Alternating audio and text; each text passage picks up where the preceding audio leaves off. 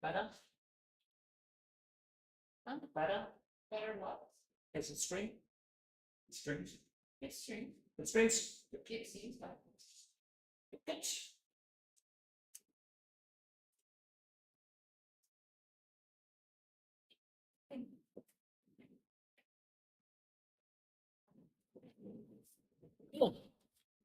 Phoenix.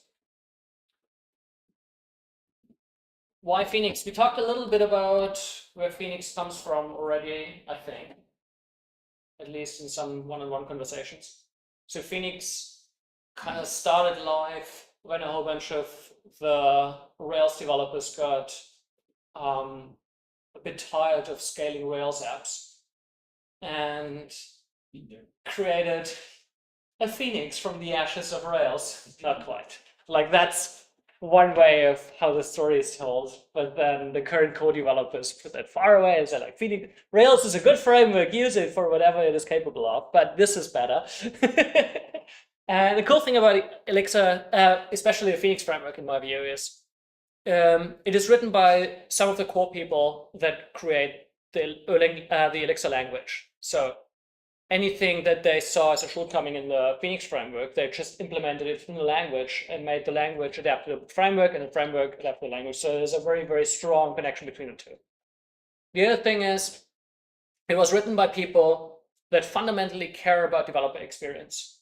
And the thing that I find fascinating is the developer velocity that you get with Phoenix once you're actually up and running.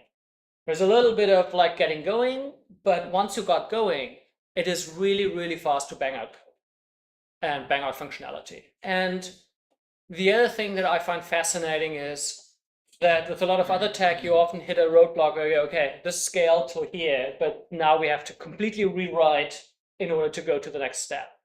And this is something that I find just doesn't happen with Elixir.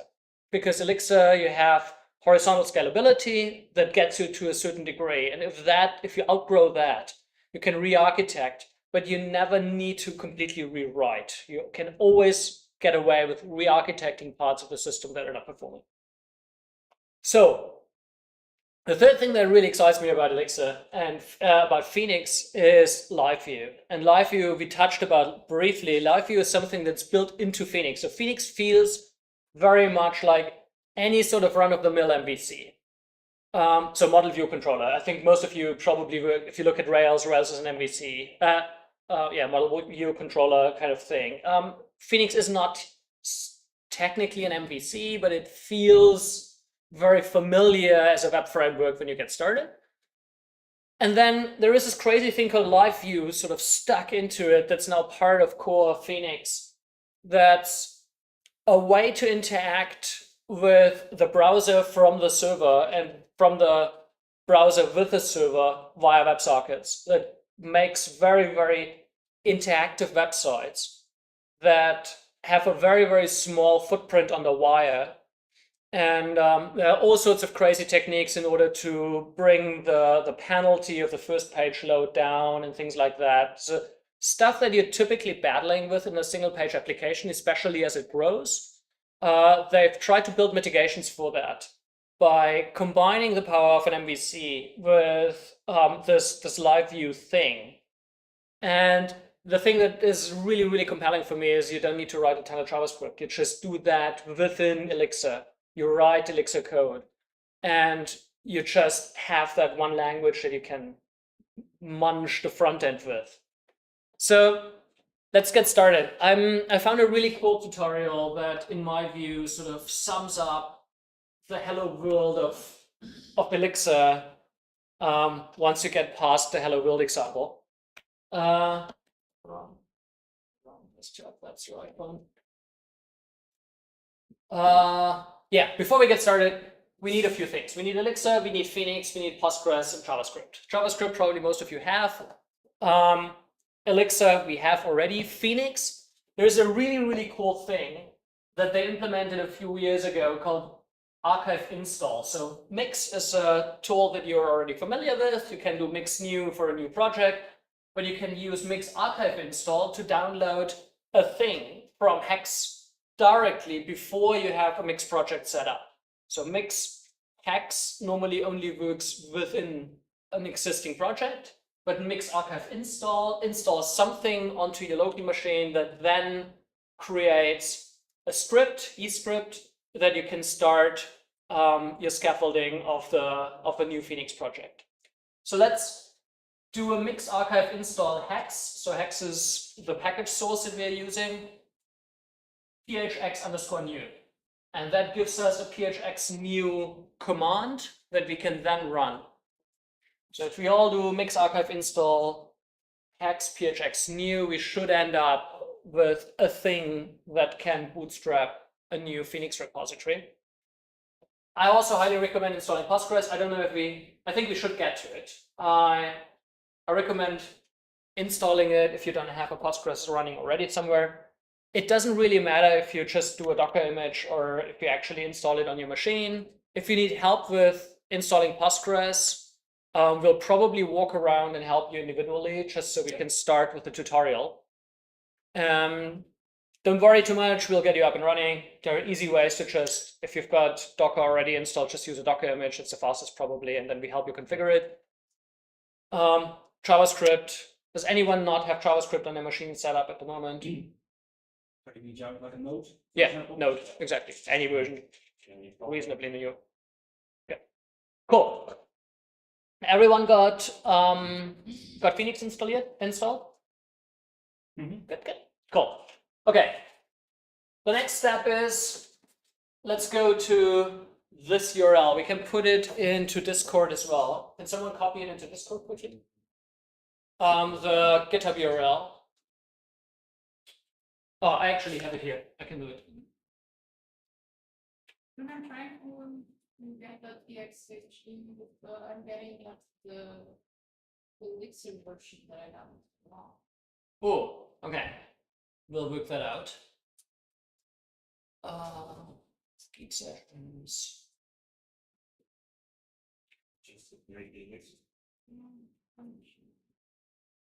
So I put the link into the Geek Sessions Elixir channel. For anyone who doesn't want to type it or photograph it or scroll it. That's Discord channel. Is that a Discord channel? Yes. Oh. So there is a Discord, the Geek Sessions Discord server has an Elixir channel. Is anyone not on the Discord on the two? Go to geeksessions.io and there is a login button or sign up button or something for Discord. This is an important thing. You need the Geek Sessions Discord. There's like anything in tech that happens in the algorithm, you will find out.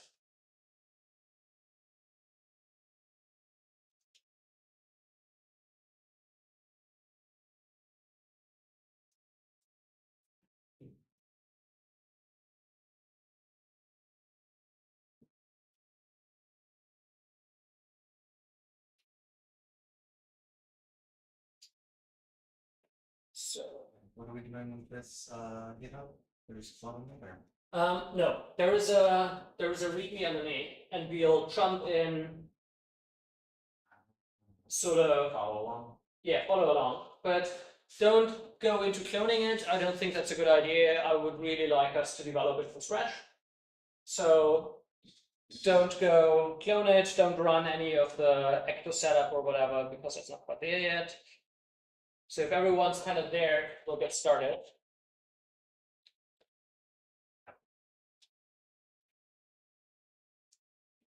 So first thing, I'll switch screens now.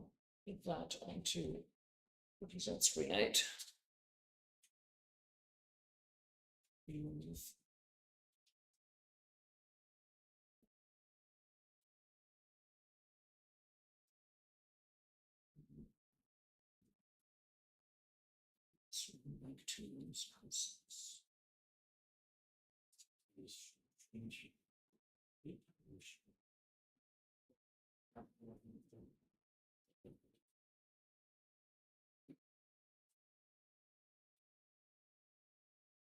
Cool.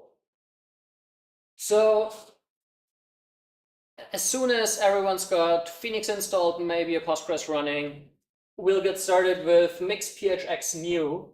So phx new is the command we just installed with archive install. And instead of just saying mix new for a new vanilla Elixir project, we now do prefix it with phx dot. And that gives us a Phoenix project. Then we give it a name, in this case, liveview_chat. You can do the --no mailer, but I would not do the --no dashboard because the dashboard is cool. We'll drill into that in a bit.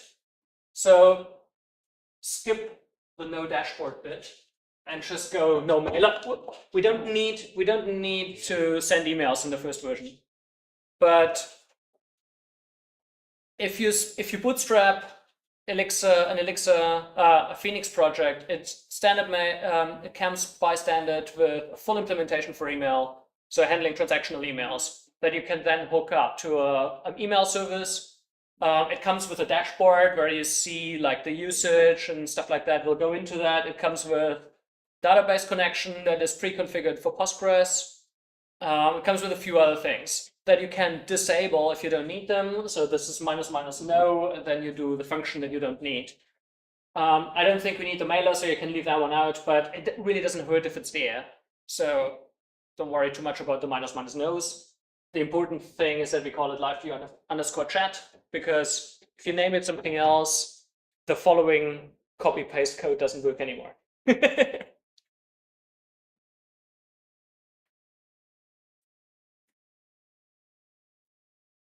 Good. That normally comes up with a question of, do you want to install all dependencies? You can definitely hit yes there. But you can also just go into the directory and just do mix steps get. It's the next step we're doing anyway. You want to remember how to set Postgres? That means so. I know I have it on here because I've done it before. Did you install with root? No, this services Postgres / remember it and then start. So you do brew this, it'll tell you what's so. Almost so good. Brew service one. Your services, I think it's Postgres. It's 80% of the organization. Maybe you bring that just do bring slow. What should we use? Oh, it's just straight up. Oh, then yeah, use slow. Yeah, I think so. Use balls and apps. I give me a log.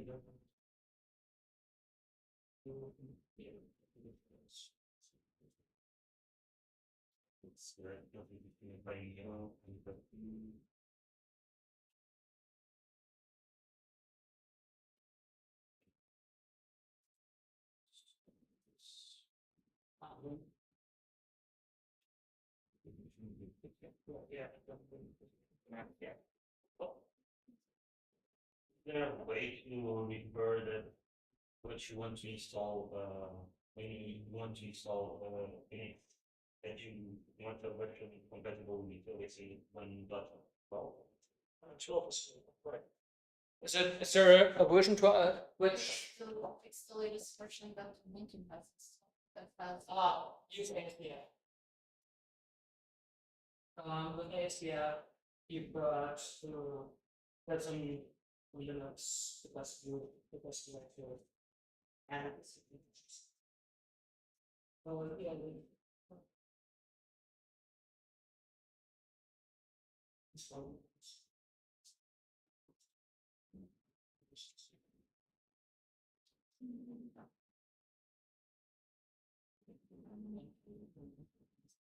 Oh, this is very exciting.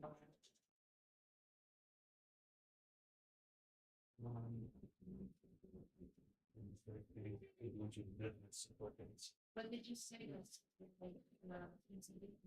like many times? Especially for like we like that. Yeah, we have to focus.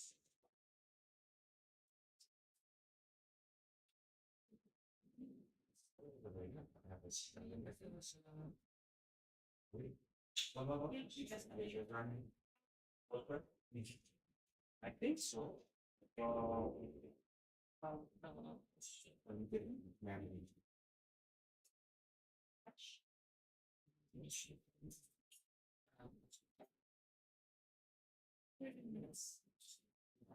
Where makes sense. Well, actually, so yeah. What am I going to do?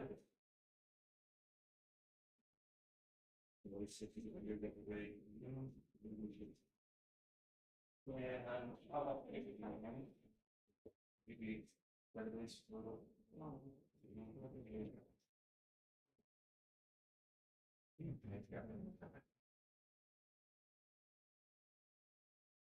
I could have said maybe no,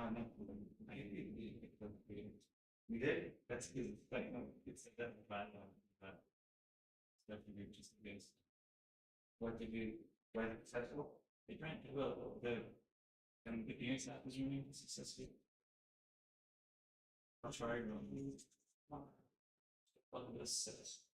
You engage Sure, we didn't expect to create and expect to. What are they saying? just looking on the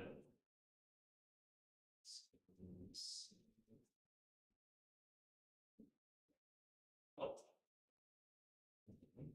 yeah. Yes.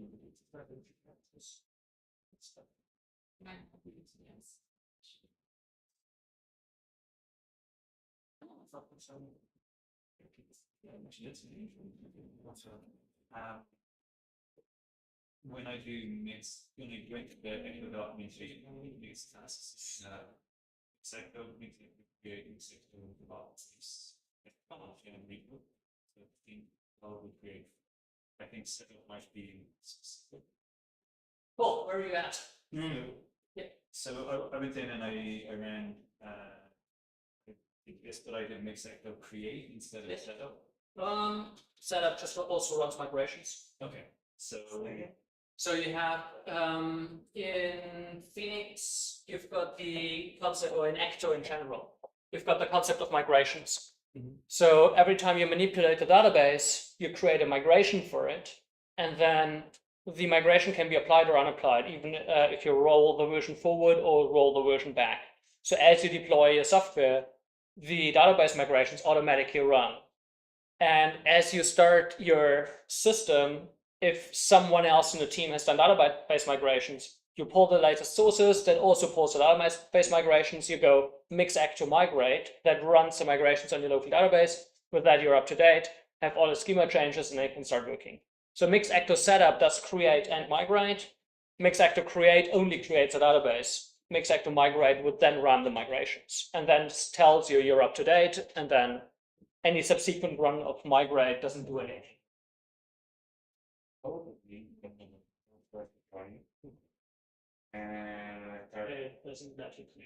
Yeah. So as soon as you've got Postgres installed, you need to configure Postgres in your.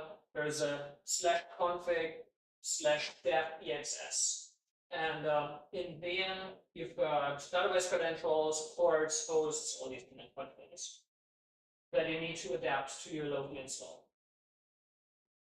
So the standard is, I think, Postgres locally host, And your standard packages often have Postgres no password or Postgres. Where's the standard Postgres no password? Postgres, I think. Postgres. And Just go into open up your edit your config that is Sérgio LS. You see a config directory, and then there is config directories. So I read that. When you or whatever you're using. very good at watch. Okay, do you have yeah, probably. Yeah.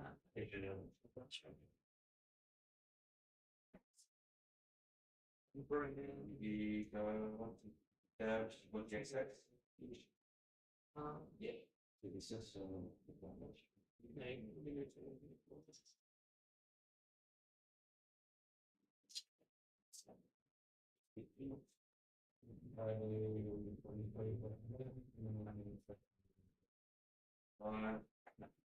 you found it? Yeah, open the whole thing.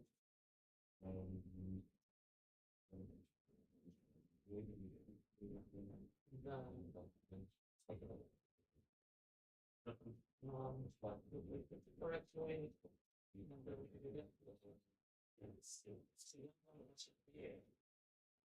This one now we for what are the default credentials for brew install or brew and Postgres. And then we have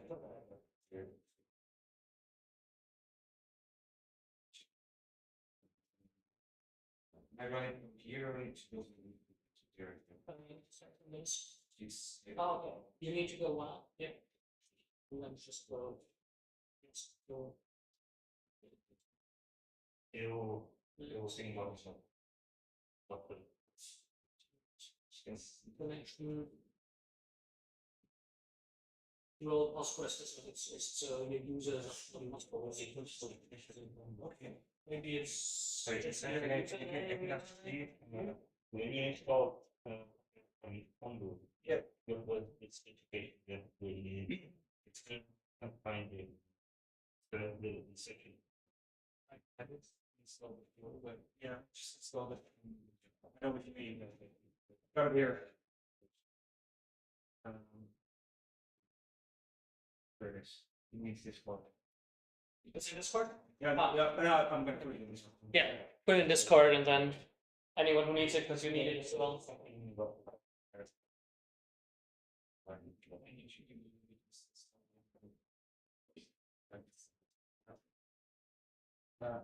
Oh, which channel? Elixir, there is an Elixir channel.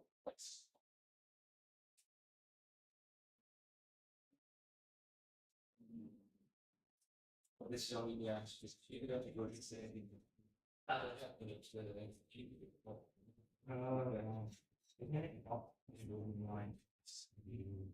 Okay, that's started. Yeah. And then the default credentials. Does anyone found them?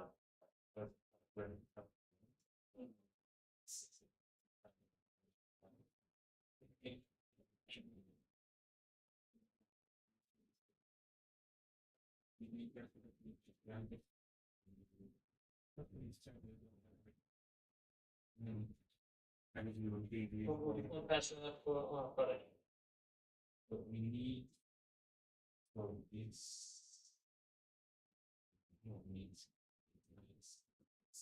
Okay, it's normally a username and no password.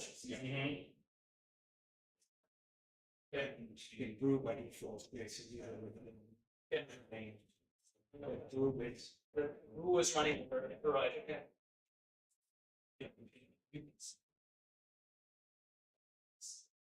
Yes. So you using My username or no, you're using. You're allowed to.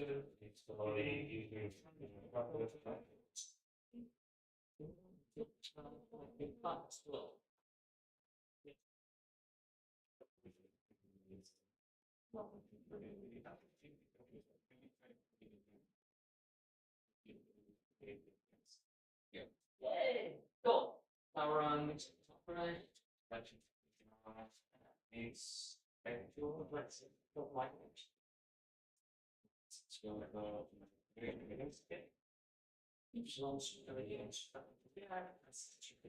Oh, there. What is Gschwendtner? Yeah, that's the next step you can run.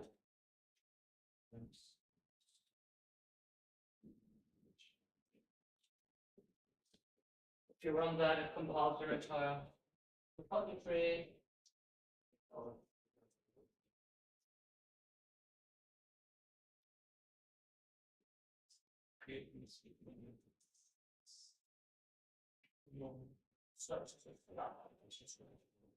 So you can now go to what was the last one? You know what is it? Make one with Okay, got it. And what is that? Yeah. Did everyone manage to get the database up and running? No, No? we have all here. One man, because I can know. Okay. Yeah, do you know any common problem? Yeah, or any? I don't recall. You just ignore the warning. Don't worry. Yeah, I know it like you can depending what your okay.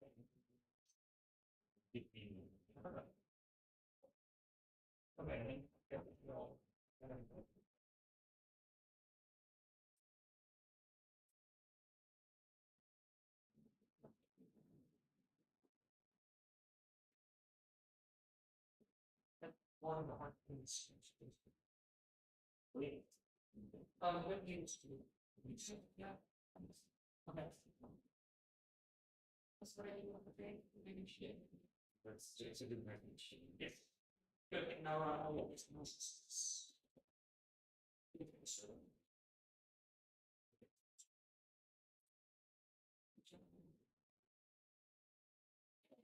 You're running with two loading of 4,000.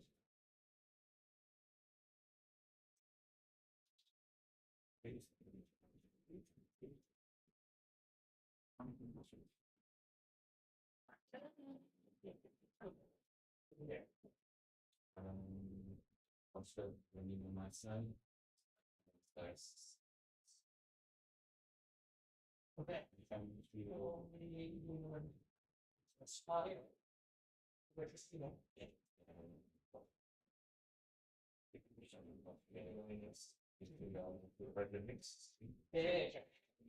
what other go to edit to your company. You have the possible user, but there you know people play your local username. Okay, I know nothing. And now we can mix back to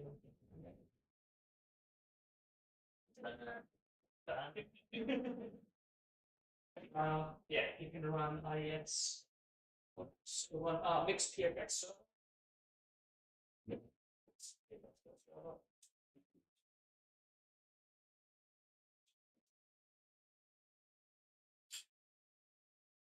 now go to local 4,000.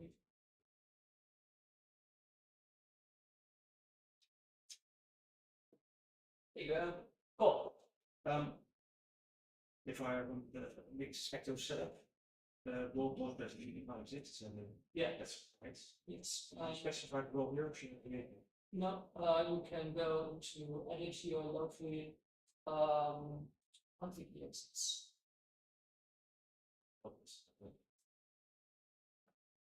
Let's try and figure this.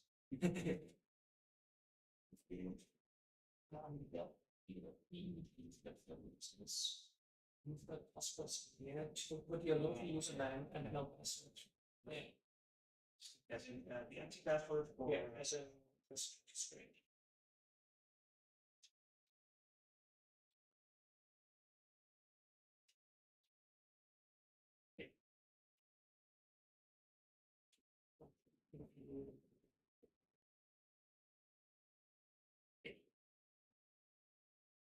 Good. What do you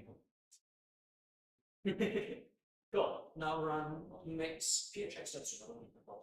and then they're going to do that from here. What's the knowledge approach? Local space is around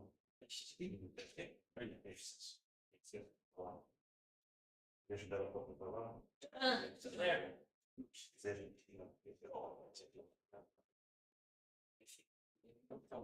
All good here? Okay. Awesome. Cool. Everyone's got a development website up and running. Bootstrap, the Phoenix project. We've got a database running. This is a good start.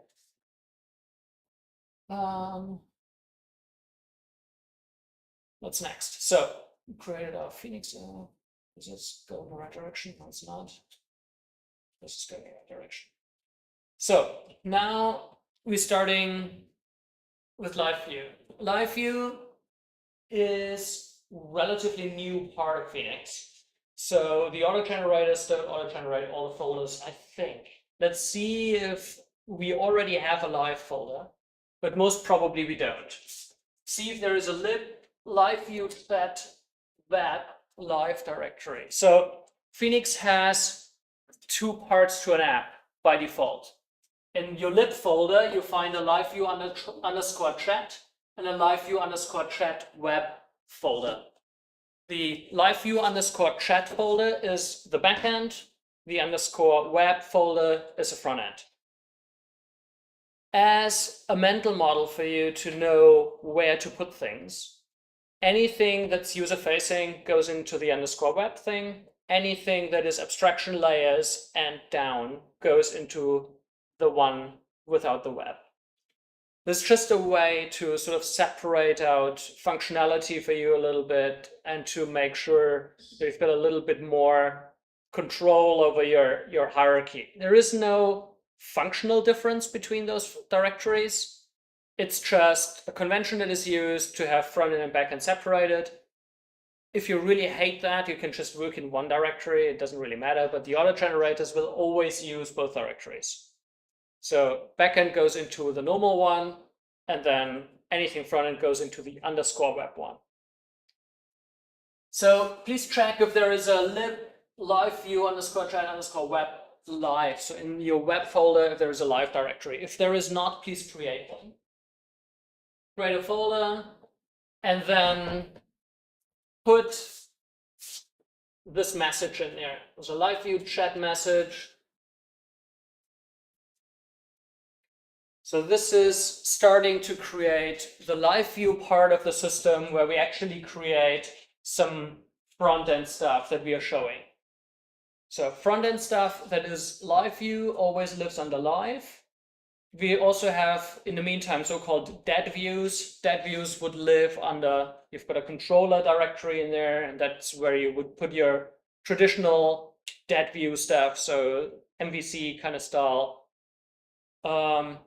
statically rendered HTML stuff in there. But we work exclusively in live view these days. And so if you create live view chat /live /message underscore live exs, copy paste that in, and I'll walk you through what that does. So we've got a module. We discussed module definitions before. This module lives under the live view chat web. So that's exactly the underscore version of the directory that we have up here is now the camel case version of the first part of the module name. And we call it message live because it lives in the live view directory.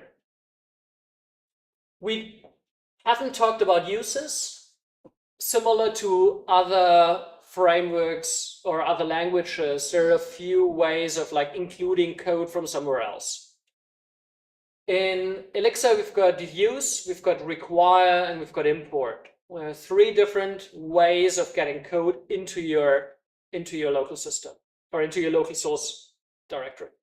This use has a specific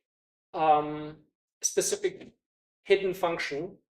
They're kind of super handy, but kind of need to know about.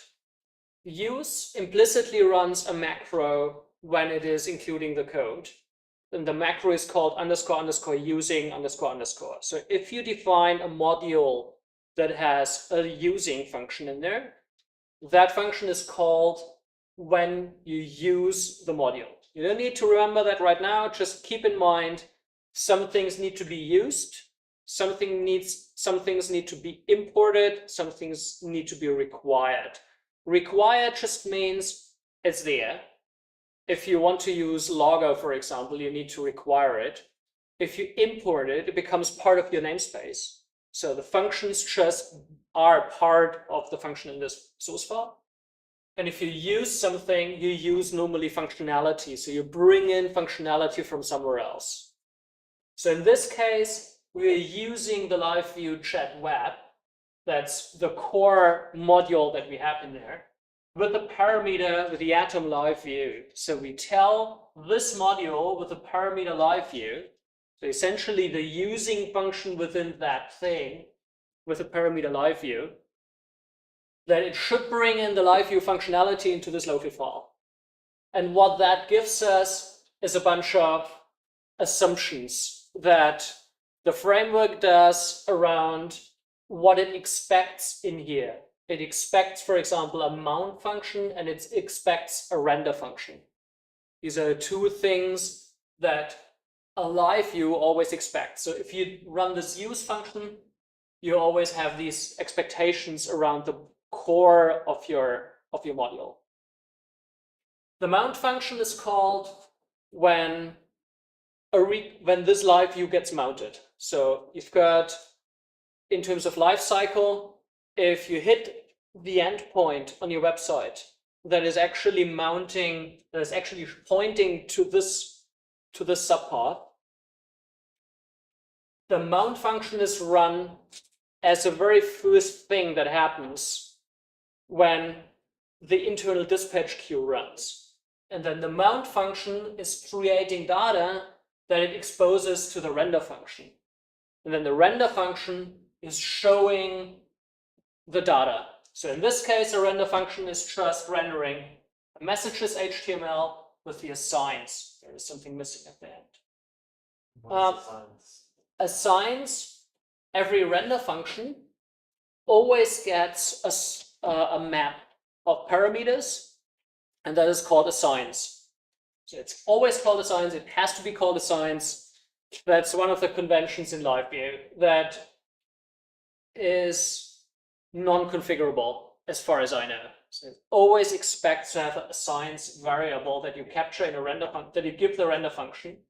And then this assigns function is used within the render function to substitute the variables that you pushed in the mount function or somewhere else. So at the moment, we don't push through any parameters whatsoever. We just take the socket that we got as the last parameter and give it to the assigns function. So the assigns function doesn't have anything else than our normal connection parameters, and nothing special happens so far.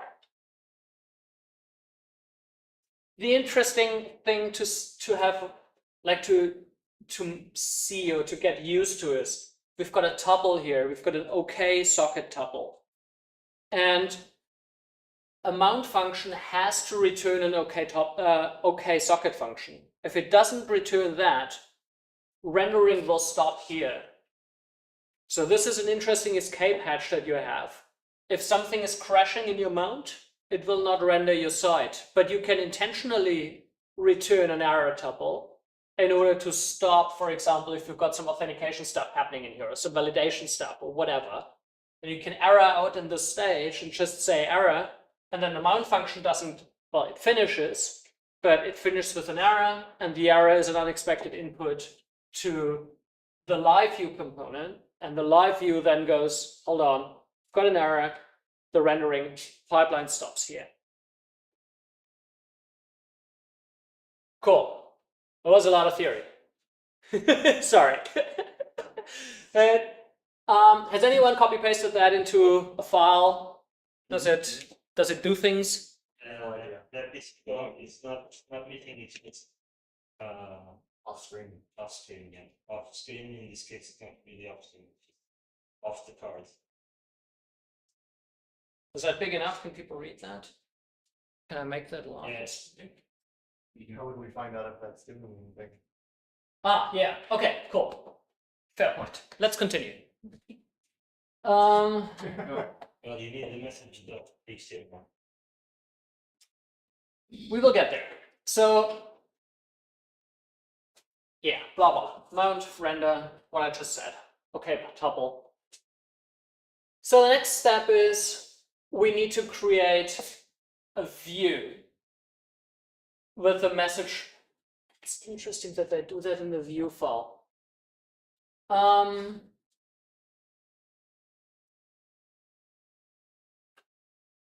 Is there a point for that? No. Okay, first alteration. Delete the render function. Well, We don't. It doesn't work anyway. We will get back to exactly. We will get back to that. But for now, delete the render function.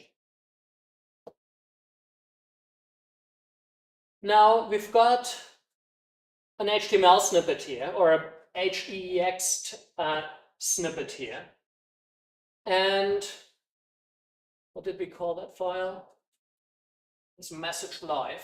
So in the live directory, create a file called message_live.html.hex.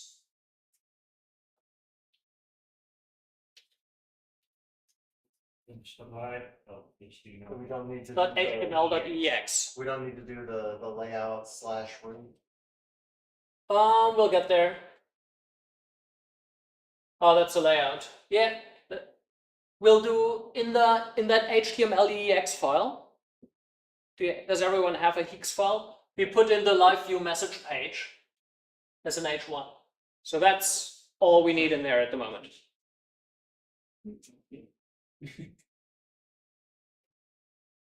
So mine's in templates message. No, just it needs to be next to the live view in the live directory. So we've got the message live ex. Next to that, we want to have a message_live.html.hex. So I don't need the templates. No, forget about that. Start typing. That's okay. They're using an old old directory structure that I don't agree with anymore. So message live. So exactly like the other file, it's called exactly like the ex file that we have in there. Just instead of an ex extension, it has a .html.hex extension. Hex is the current templating language that LiveView is using, that the entire Phoenix framework moved to. If you see old Phoenix documentation, it talks about leaks files, LEX. Those are deprecated in the meantime. HEX is the current stuff, and that's going to stick around for a while. So we want a file next to that live view that we created with the same name but with a different extension, and just put an H1 in there for now. The next thing that we want to do is adapt the layout. So in Phoenix, we've got a concept of layouts that spans across the entire rendering pipeline that we have in Phoenix. Dead views, live views. We have various sub-options of rendering live views different than dead views, but don't worry about that for now. The core layout is always in the web folder under templates layout root HTML.ex. So open that file exists, open it and edit it. There's a whole lot of stuff in there at the moment that renders your default splash page. You might want to create the templates folder. I have nothing. Yeah. Yeah, I don't have a create- templates folder. There is no templates folder? I had to create the one that I had before, and then I had to look at it. Where are you? In the, that's, Is this supposed to be in use then, or? They. It's giving me a compilation error. Templates, so I'm not like- it's weird. No, it's not under views, it's under the web directory. There should have been a templates directory. That would be there. Use this one. You have components and layout. I mean, there's the groups HTML stuff. Sorry? So it's layer, live view, check web, Yeah. components, layout, and then. True. Yep. Move to components. Damn it. So. Old documentation. That's the template folder. Yeah. So we add a component. Layout, and then you have. Yeah. Yeah. So where was I supposed to create the atlas view file? That's I had- cool. I That's had to good. create the views. The templates are already No, created. that one's right. You don't need to So do should I swap this code with the one from GitHub? Yes. If it's in the same fashion, yes. You don't need. I don't want to create that one. I don't think that's. Unless No. We it's before that, HTML. right, but this one was the one you had to create before that. Yeah. I'm gonna talk. Leave it there. I don't think we need it. You didn't do it. Layouts. There's any pertinent. So this is what we need to clean up. There's a whole lot of stuff in there. And all we need is that. Yeah. Not the H1. So we need the H1, we can do something. The important thing is that there is an inner content in there. This is also the first time you probably see the interpolation that is happening in Henriques templates. So you've got always the same with the angle brackets, and you've got the percent. And then after the percent, if you have nothing after the percent, it's interpreted as Elixir code. If you've got an equals after the percent, it is shown, so it's rendered. And there are a few other ones that are used rarely, so I never remember them. But the equals is the one that you normally use, and then the one without equals is the one if you just have code in there. You can do variable assignments, whatever, switch statements, case statements, stuff like that. Yes. No, this is the HTML that I have. Yeah. You Just take one, so yeah, I'll have just remove a lot of the script stuff. That's I'll have to swap this body. Yeah, Here's just as well. body. So it should look like Yeah. it. Well, we had as well, we had some of them anyway. Cool. Okay. Oh, I gotta go back. Sorry. So just the body stuff you can swap out, but it should be pretty much the same.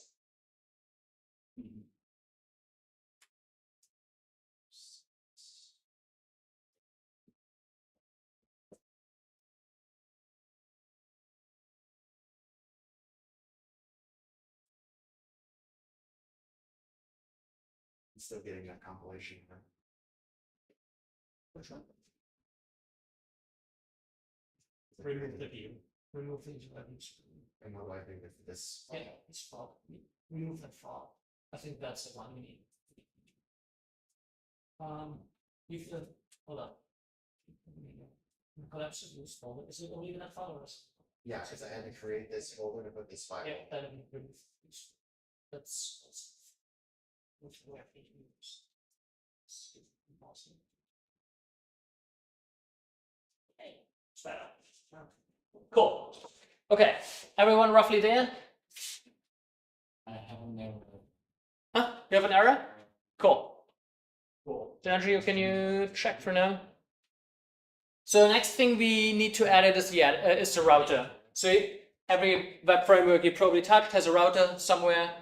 In our case, it's in the web folder called router.ex. And the router has currently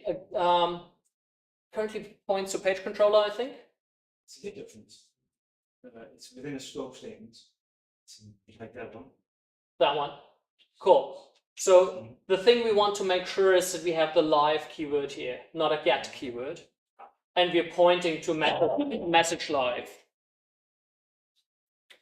Live is a specific thing in the controller, in the page controller. The controller normally has the usual get, head, post, put, delete, whatever the HTTP equivalents are for all those keywords. But live gives it this automatic connection to a live socket and automatically connects the live socket to it. So you don't need to muck around with setting up WebSockets or whatever. This is all done for you behind the scenes.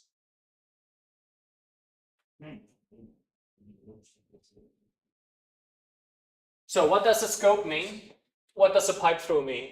Your router has a few sections in there that are already there. A scope is really just a URL path that you give it.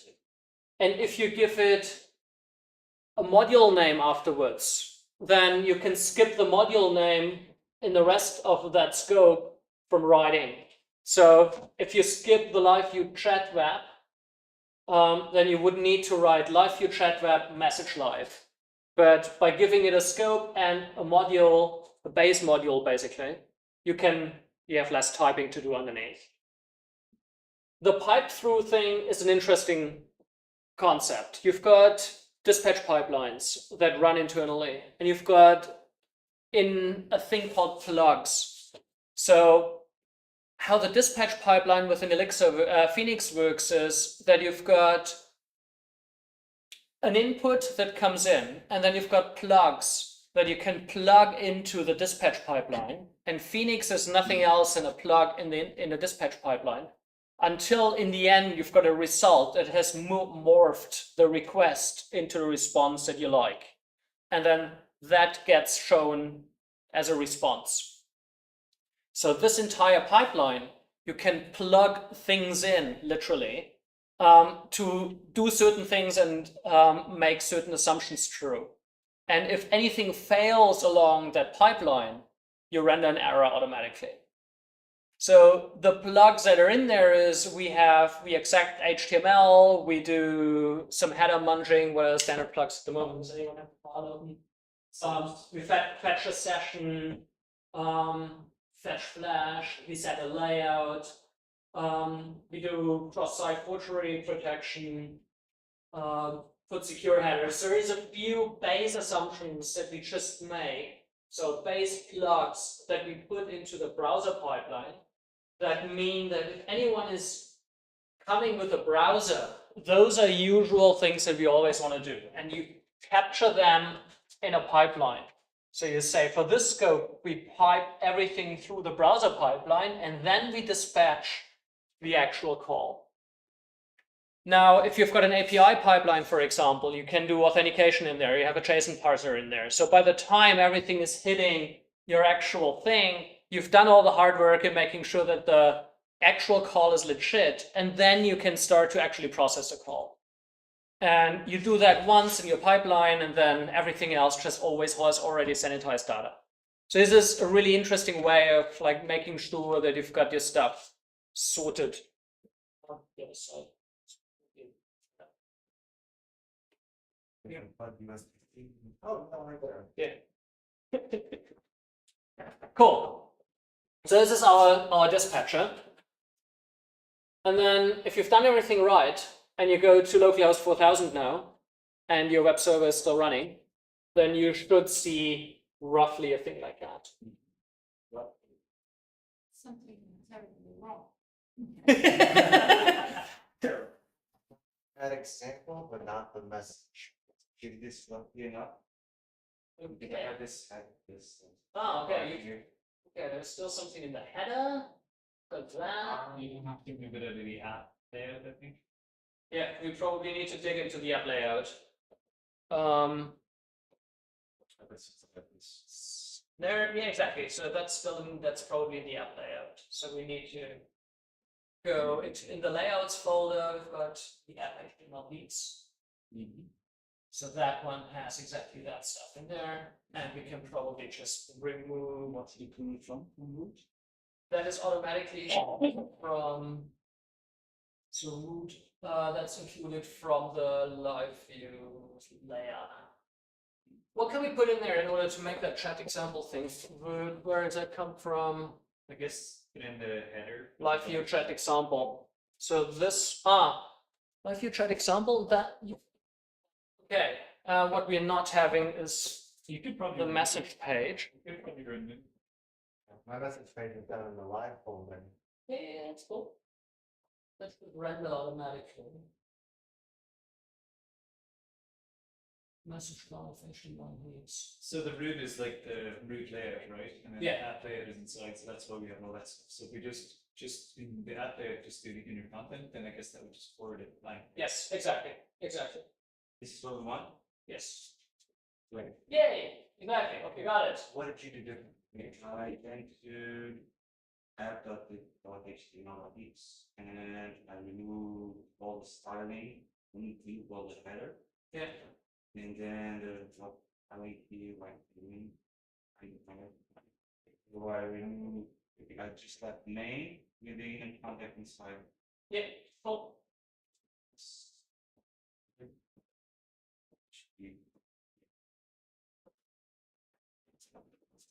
See that there is not a why. This together, this is just Exactly. That is the one. clear everything inside the main line again. Okay. Let's Either go left or to right. your Move that. layouts. And we use this going here, Everything. and here. All we want to have is main. You leave that div and then the content of moving at above. Yeah, it's just really like it. You can leave a mod. Yeah, you can leave the main. So we can do this. Yeah, I don't think it's this stuff. I think there's something. This is about the style. You said it. Yeah. No, like we tried example and we put that one. So it's pretty good. Where is your? My app, and what's your root look like? Just swap. What's in your mind? So that's yes, because probably there's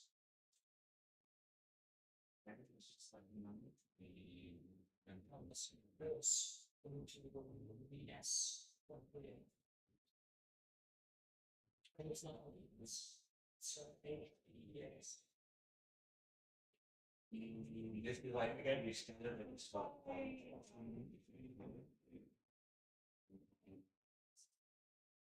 Wait, there's something. These? That might be.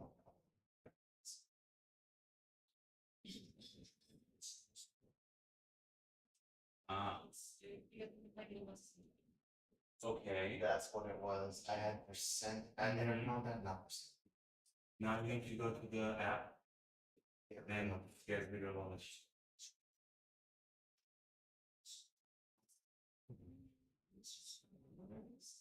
Yeah, that's what I thought.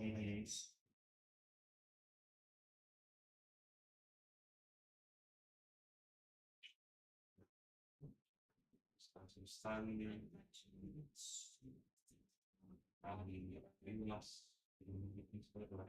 What if I go back in here? What's wrong? This. Like, next, What's your so But I was putting the tailwind and thinking it would do that as well, but it should. you should just have Control Z for that. And then go to app. And you can move this two classes. Just like the so I think that you can put it like I have right now. If you look. Yeah, I was just trying to, instead of getting rid of the styling on one, Mhm. just add another one. That doesn't. Just if you go to next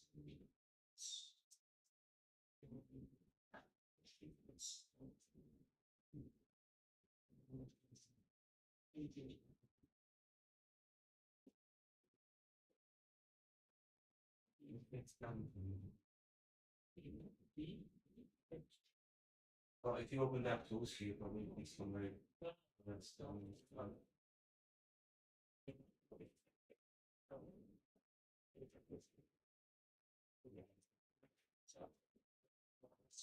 So, when you get into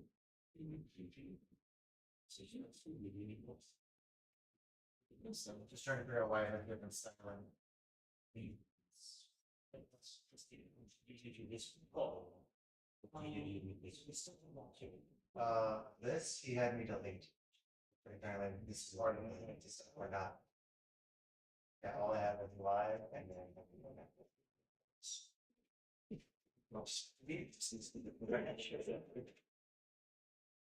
Yeah, I don't know why they're doing that.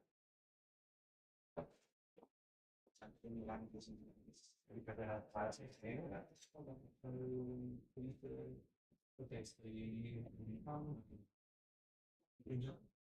I got rid of all of the styling, but these two still look different.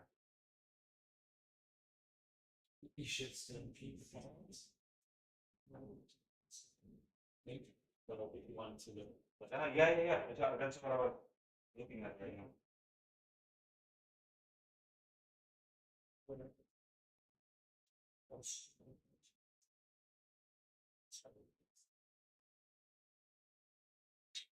No, I think it was in mixing versions.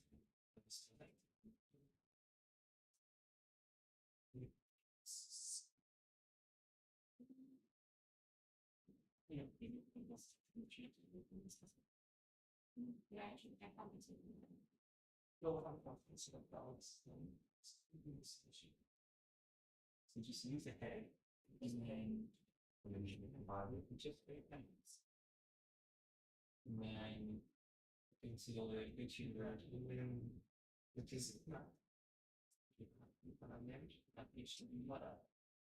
And then you make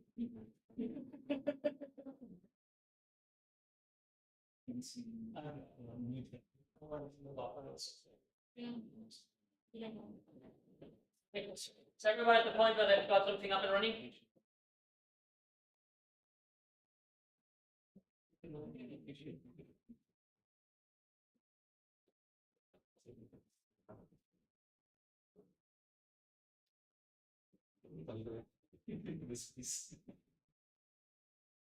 So let's be honest, the you have seen Worry too much about the space. Like layer, just remove it from the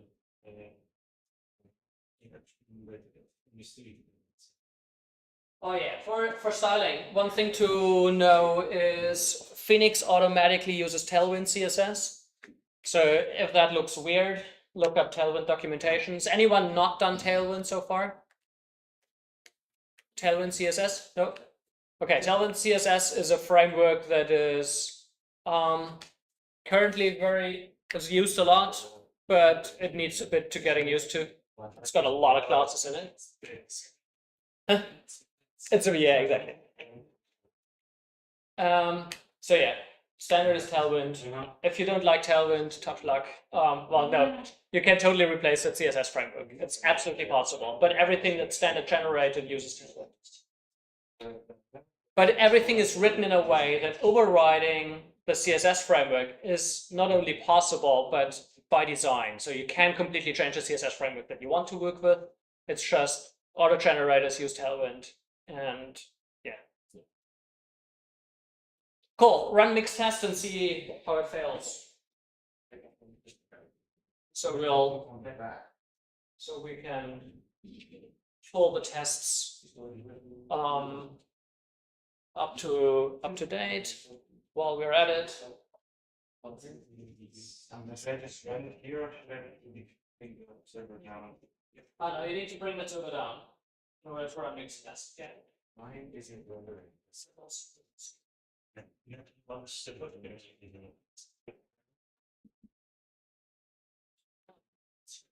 Okay.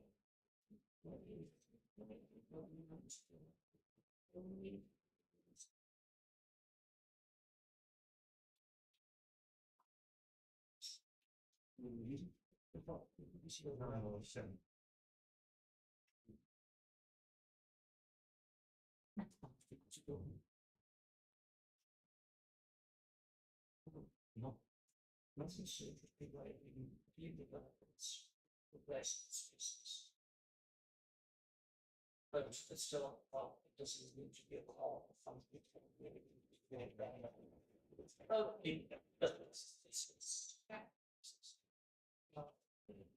okay, so we go into the parameters. If you're really not good, then what you put out layer for what we have in the other. And then we'll use. So, yeah. Yay, straight one. For me, I was well.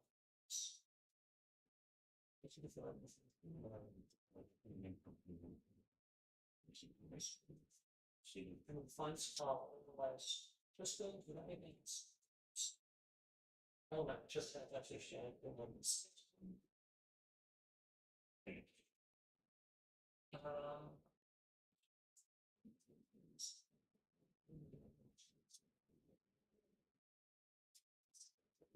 I spelled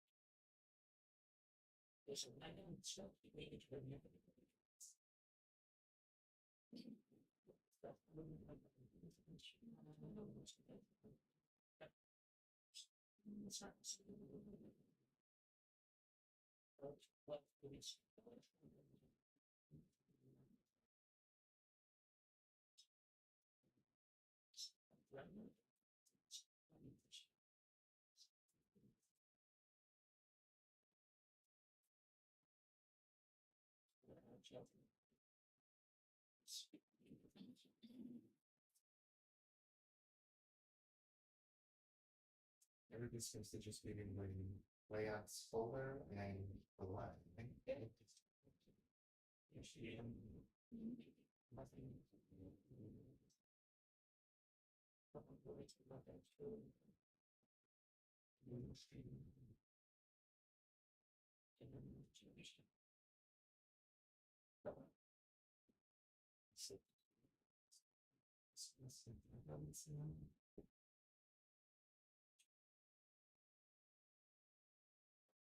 Plus.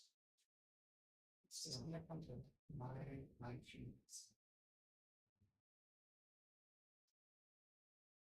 Should probably just dip the sheets to go back.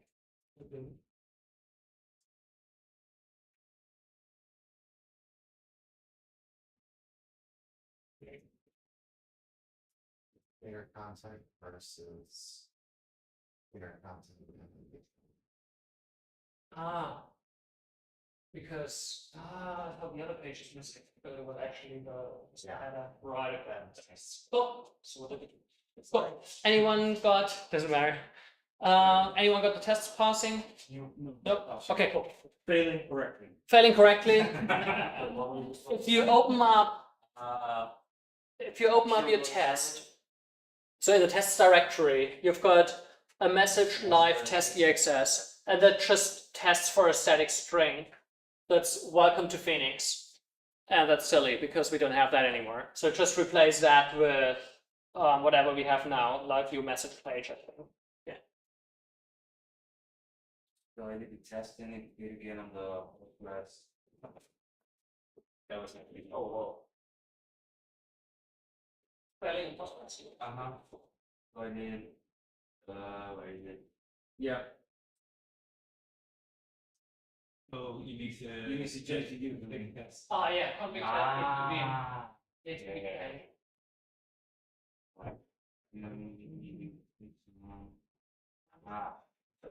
the test is currently a piece of mind from prototype to product. You need to replace that one with live view, whatever you have in there. Because that's a string that we create. First test equal.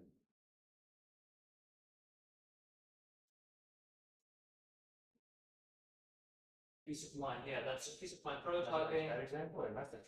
Yeah, or live view message. Yeah, just flop part of the string of the entire one. So let's see if response.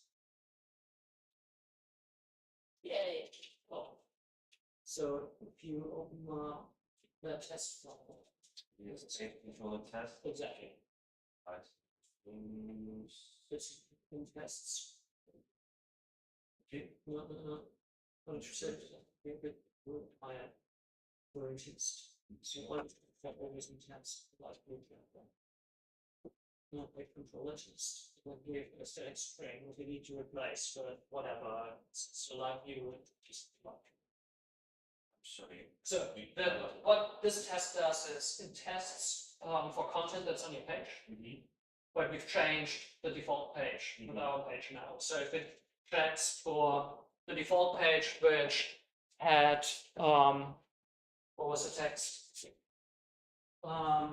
Peace of mind, something.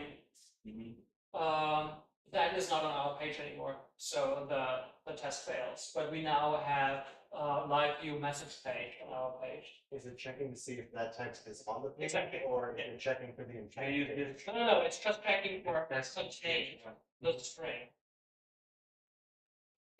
Exactly, can do that.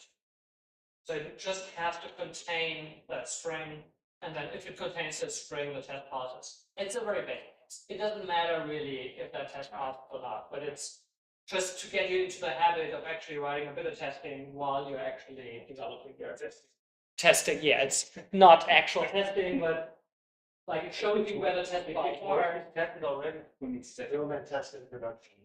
Just ask, what was it?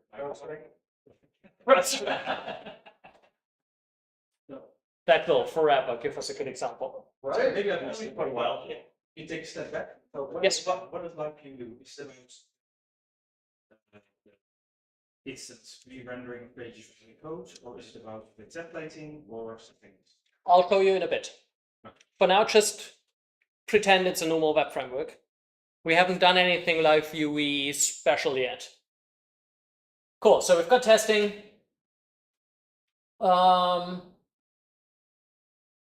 Delete the default generated, whatever. We don't need to do that.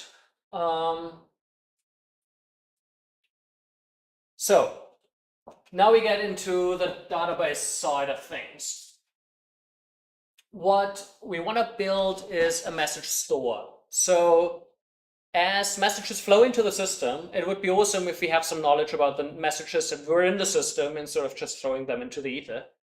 So we want to create a message store in the database for our messages. Phoenix has generators for a lot of stuff. Once you get used to writing your own way, you normally use generators less and less, but generators are a really good starting point to get to know the framework and to get stuff done really quickly. I still use generators a lot if I just need to bang out functionality.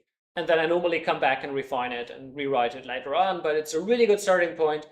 And the cool thing is it always uses best practices that are currently tried to be implemented in the framework. So the order generators are constantly updated with the latest how the framework is evolving. So what they're suggesting here is we run a generator for schema. So we want to have a schema in the system that has a message thing, so a message table, or defines a message namespace, a messages table, has a name string and message string. If we run mixgen schema, it only generates a schema for it. I think further down they now look into how to generate the middleware for it. No, they don't. I'm just wondering if we shouldn't run schema, but run the other one. Let me quickly dive into my shell.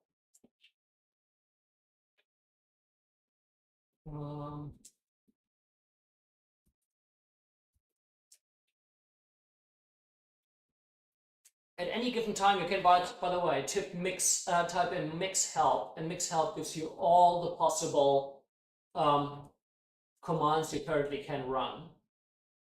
Yeah, I think we should run mixgen context instead. I'll explain in a bit why. So mixed-gen schema gives you a database schema.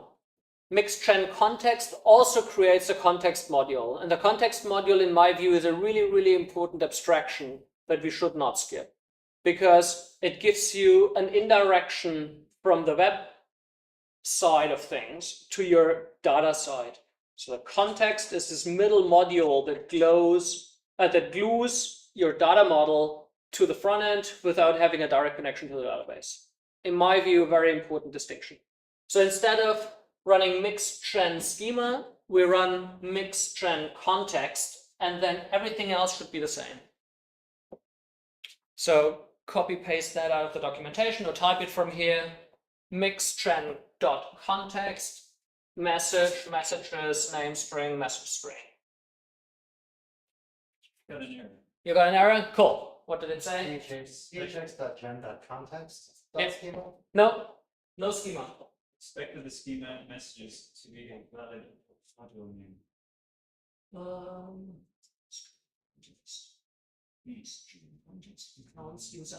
We have forgotten to give it. Okay, we need one more. So you've got the message, just give it, and then the messages. Mine just said it's expected the schema. Okay. Sweet. Well, I might. Yeah. So I just copied that. so go exactly. We missing another thing because we need to tell the context what it's called. So as a first parameter here, do messages and then message, messages, name string, name string. With uppercase. With an uppercase M. So the first message, duplicate that, and the first one give it an S. And So then message. Messages. we can also just do message, it's easier. Don't worry about it. So Mixed-gen context, message, messages, name string. No parameters. I can run. It doesn't matter. The context is And what are all these? So what we're doing with these generators is we're creating a whole bunch of code. Type it all in, and then we'll have a look at what it generated, and then we'll dive in what the different parts actually mean. Yeah, so context module, following messages, yeah, and then the second message.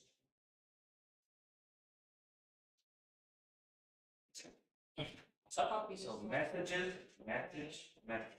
Yeah, that would be the ideal. But And the first two are both capitalized. yes. So what has just happened? What did we do? We created a whole bunch of code. We created, so first parameter that is missing in here is an interface for the front end to talk to. So the interface, if you open up your message or messages file in home, in the web, what was the base directory we had? Live view underscore chat. In there, you should now have a message or messages file. Yes. Open that one up and have a look at it. It's got a whole bunch of standard interface things. It's in Live view chat, Yeah. messages. I mean, like you chat, but then. You're going to do that. Like you found. On web? No, not that. In the normal one. So you put in messages. So this one has a whole lot. Oh, it's actually not that much. No, that's in that one. Messages. This one. So you should have a file that has list messages and I don't know, update, get. All the. Sorry? You can do acto-migrate. If you run acto-migrate, the migration runs and the database gets updated with a new schema. But the messages, so there is two important files that are generated. One is the interface for the front end to talk with. It's got list messages, get messages, update messages, things like that. That's your interface file for the front end. And the second file it generated is a schema file. And the schema file holds the actual abstraction for the database layer. So it has a record has a struct, and the struct is a data structure that defines what the data in the database looks like and what the change set looks like. So how do you update that? And defines behavior around the database attack. The other thing it also created was a migration. So migration is actually then doing the database changes. And if you run the migration, so mix actor migrate, the database gets upgraded. Now your database has a table. Where are we? There. A table messages, that was that parameter. And the table messages has two fields, or two columns, one name of type string and one message of type string. So that would be in your database of RK or something like that. And you also have timestamps. Yes, it has timestamps. That is something that's auto-generated for you, so it's always got to create an inserted at and an updated at timestamp that just helps you keep track of like the internal mechanisms. Cool, so the names for the two files that we had a look at were the names that we defined up here, message, message, or messages, messages, however we called it. Two files, you see? So there's one with the schema and one with the interface. There's one that has a folder message. Exactly. Yeah. That's the schema, and then we've got this messages file. That's the interface file. This messages and so on. Yeah. Cool. Did I properly get everyone derailed? Did it matter if those were capitalized? Because nothing that it created was capitalized. Nothing that you created, but all the class names or the module names inside are capitalized. So it does matter that they're capitalized. Is everyone at the point where they ran mix actor migrate? You have your migrations up and running? Cool. Yes. So let's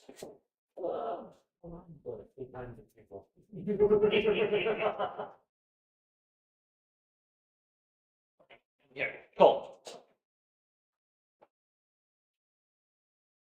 This is explaining what I just explained. So this is the timestamps field. This is the change set. In the change set, we can probably add a few things. So the change set is basically defining data validation on the way in before it hits the database. So the change set is helping you making sure that the data that is going into the database has the expected format past the point where you say, this is a WARCAT 255 or whatever. This is actually what we really want to have in here. So here we see there is a validate required for name and message. That's, I think, auto-generated. They added a second one that says validate length, the message. So you can add that and say the message has to be minimum of 2 characters.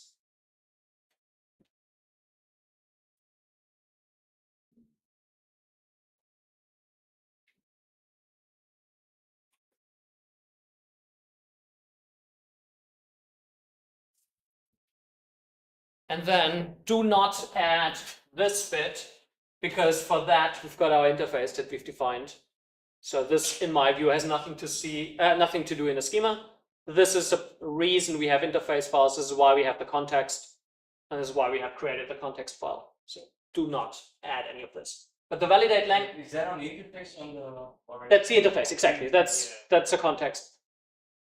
So the change set is the important thing that we need to keep in mind, that that is a data validation, and then the bit that's above it is,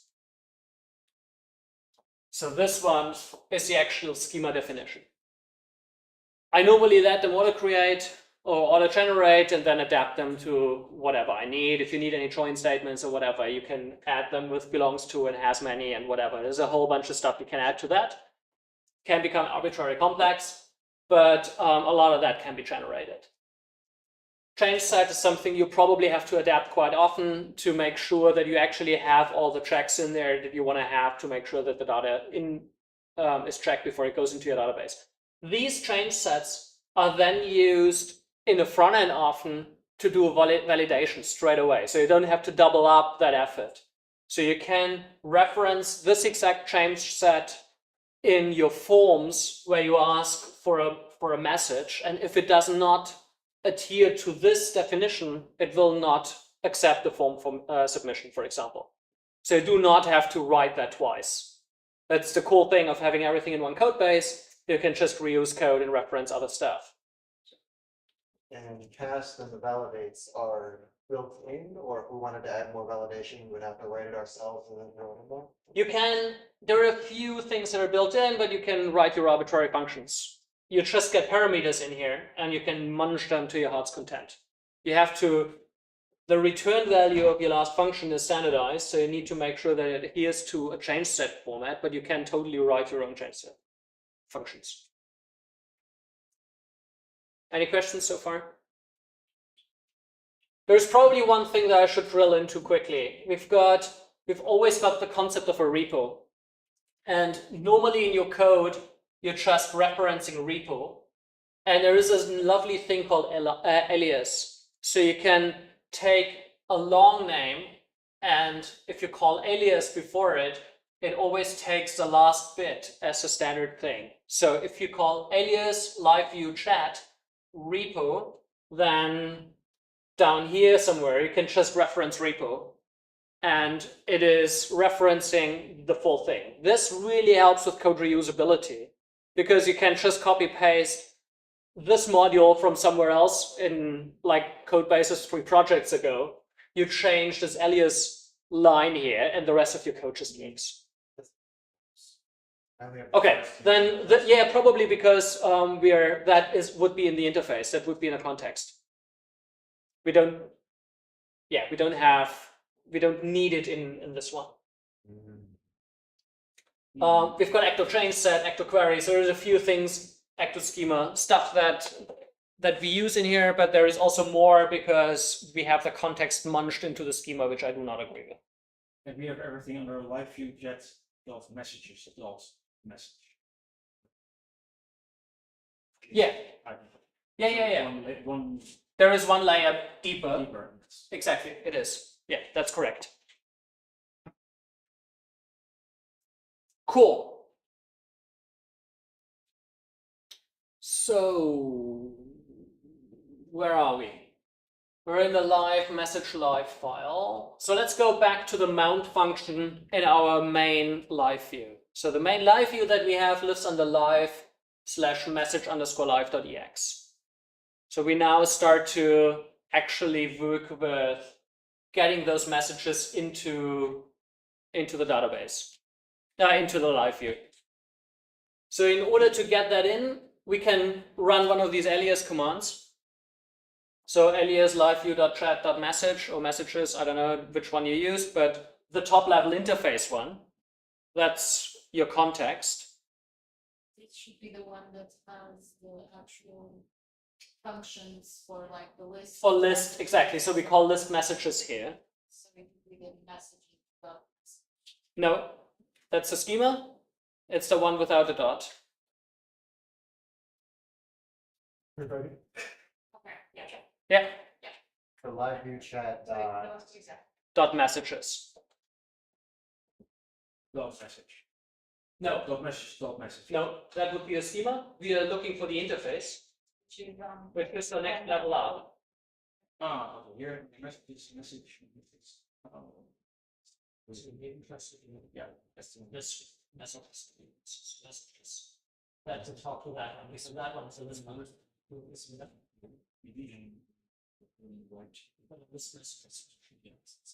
And that's the function we are interested in.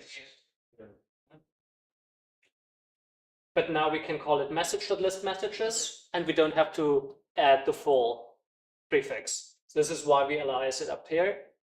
That just creates more reusable code and makes Tersa code. Not as much typing. Look after your knuckles, this is not Java.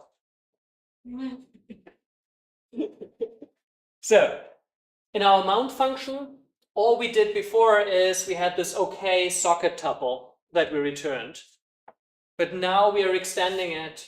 We pull out messages.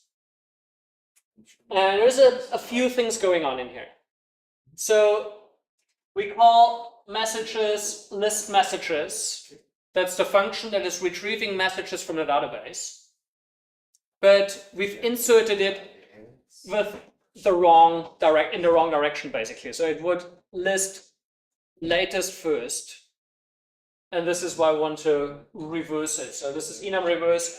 Enum is one of your core things that you use all the time. The enum module is dealing with so let's back up a bit. In Elixir, we've got core data structures, lists, maps, tuples, and all of them implement a protocol called enum. And protocols are really, really handy thing. There are several core protocols that implement core functionality.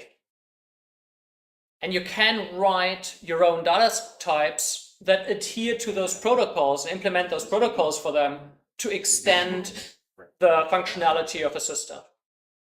The standard ones are lists, are maps, and things like that. This is a list of maps, so we can run enum reverse on it and just sort it chronologically correct. And with that, we've got a messages variable that now holds a list of messages in the right chronological order. The next thing is we can create a change set, and that would now be messages.message.change set. So this is the actual schema we are talking to. Messages.message.change set, and that takes the message struct. So this is getting tricky. Where are we with all of that? Because this is, you're so lost. Okay. I'll quickly bring up an editor over here. Next to it, so that is screen number 8. Yeah, but now Yeah, we're slowly going into the we are diverging. yeah, we are diverging. It's depending on capital and lowercase.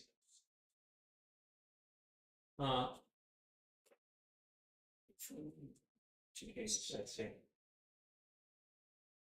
So let's quickly take. So we've got this one.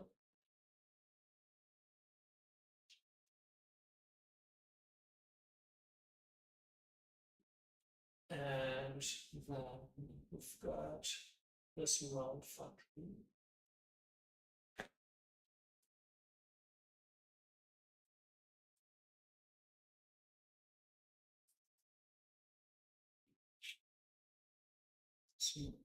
So now what we want is introduce another alias. That's so allow you to have message this. And then we have alias message. So, and then we've got here messages list. Thus again there is a message. This this is where the naming gets tricky. If you've named it, who has the naming notation that the second level is messages and the third level is message? One. I had what you suggested in the beginning. Okay. Perfect. Okay, cool. So then this example up there is kind of what you want to have. If you have, so the important thing in here, I don't have text highlighting in here for some reason. Because it doesn't say yes.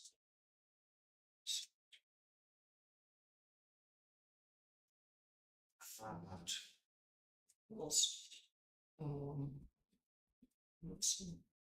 type.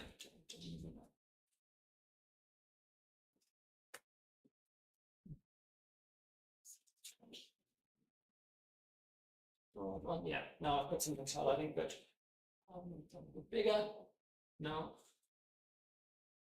Yeah, so the important thing here to notice is we've got two aliases. One is messages, one is message, because we've named them differently. If you name them the same, there is a way to still fix it. You just put a comma as colon and give it a different name. So you can always give an alias. So it would look like this.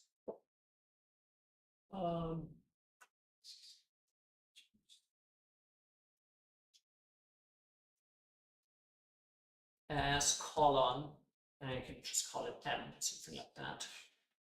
And then you could down here reference to it as M. Nope, that's wrong. It should be a colon.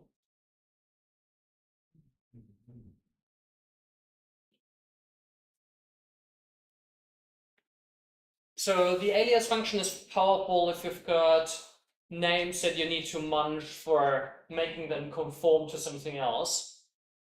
And then in that case, you would have an N down here.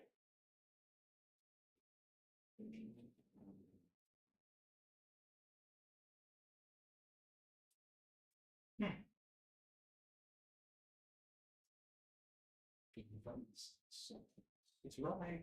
It's running! No virus! Yeah. So is mine still supposed to be jumping about this messages then? I had messages, message. Or no, message, messages, message. Okay. Well, it's easy to look at, but a message is message. Look at a messages here. Oh, that means in your alias, you've got the messages, just make a second alias for the message. So this thing, alias like you.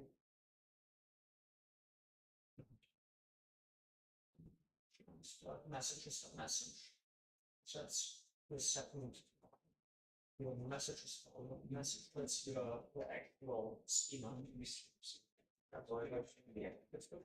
Now we'll just do it's nice talking to you. So that's messages here. One. That's flat. Hello, that's the wrong one. Yeah. But except for the lower one is talking to your schema. But this is not always so. It was just pending output. So close it to see. That's the case. Well, And go.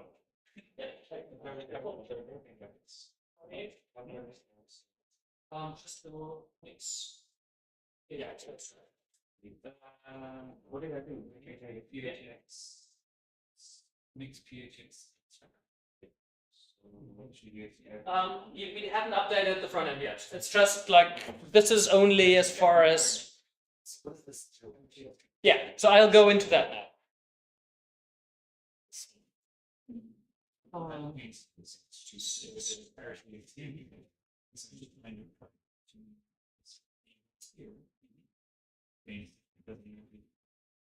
Yeah, and change just So what are we actually doing? So we talked about the messages thing. The next line down is taking the change set, and the change set, that's exactly the thing where I said you can use the schema definition in order to validate the front end. So we're pulling out the schema definition from the schema to have in a front end a way to validate a form. And anything that has to do with validation, data validation in an Ecto context, Ecto is the database abstraction layer that we're using, is called a change set. Because what we are applying to the database is a change. And then this change set gets validated. So we can pull out the change set by talking to the message change set. So this is the second alias that we created. This is the alias that is pointing to our schema. And we call the change set function with the message struct. So this is a struct that is created by our message module that is encapsulating or defining our message data structure that we've defined in our schema. So our schema definition on the message has the fields with the types defined that we use to interface with the database. This schema definition is called a struct, and this is how we define a struct. So this is a shorthand for talking to a map, so percent curly braces is how we write a map. But this is a specific map. So this specific map is called message. And this specific message map is calling, so message in this case is not just a name, it is the actual module name of our schema. And that module name of the schema is exposing the struct, and the struct defines how the database wants to see the data. And then the change set function takes a struct and an empty map. We don't have data to put in there yet, but we want to initialize it with a data structure that is valid within the context of this change set. And the only valid data structure that is valid for this change set is the message data structure. Does that make sense? We're going relatively fast. Change sets. Yeah, like what does a change set? Because I think so the change set, so this is really just a function. It's a function that we had defined in our schema that does data validation on the input data. So if you bring up the change set again, that was up here. So this is this function, and it takes a message and attributes. And the message is not an arbitrary message, that is a struct that it expects. And this struct is defined in the schema. We haven't really talked about structs yet. Structs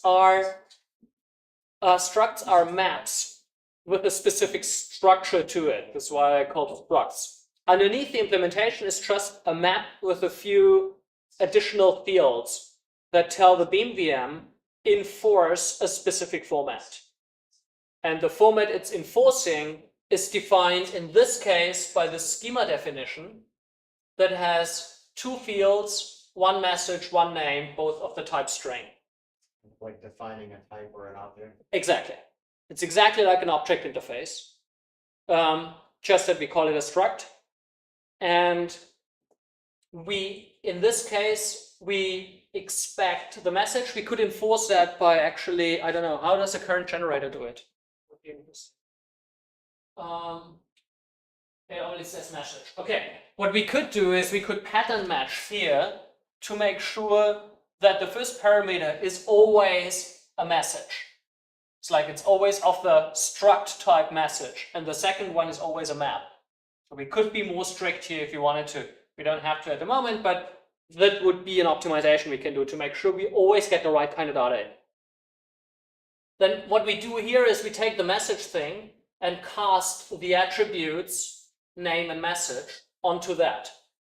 That means whatever is in the attributes, we give a damn about whatever is in there as long as there is a name and a message in there, and anything else that's in there is discarded because we haven't mapped it out there. We do not cast it here.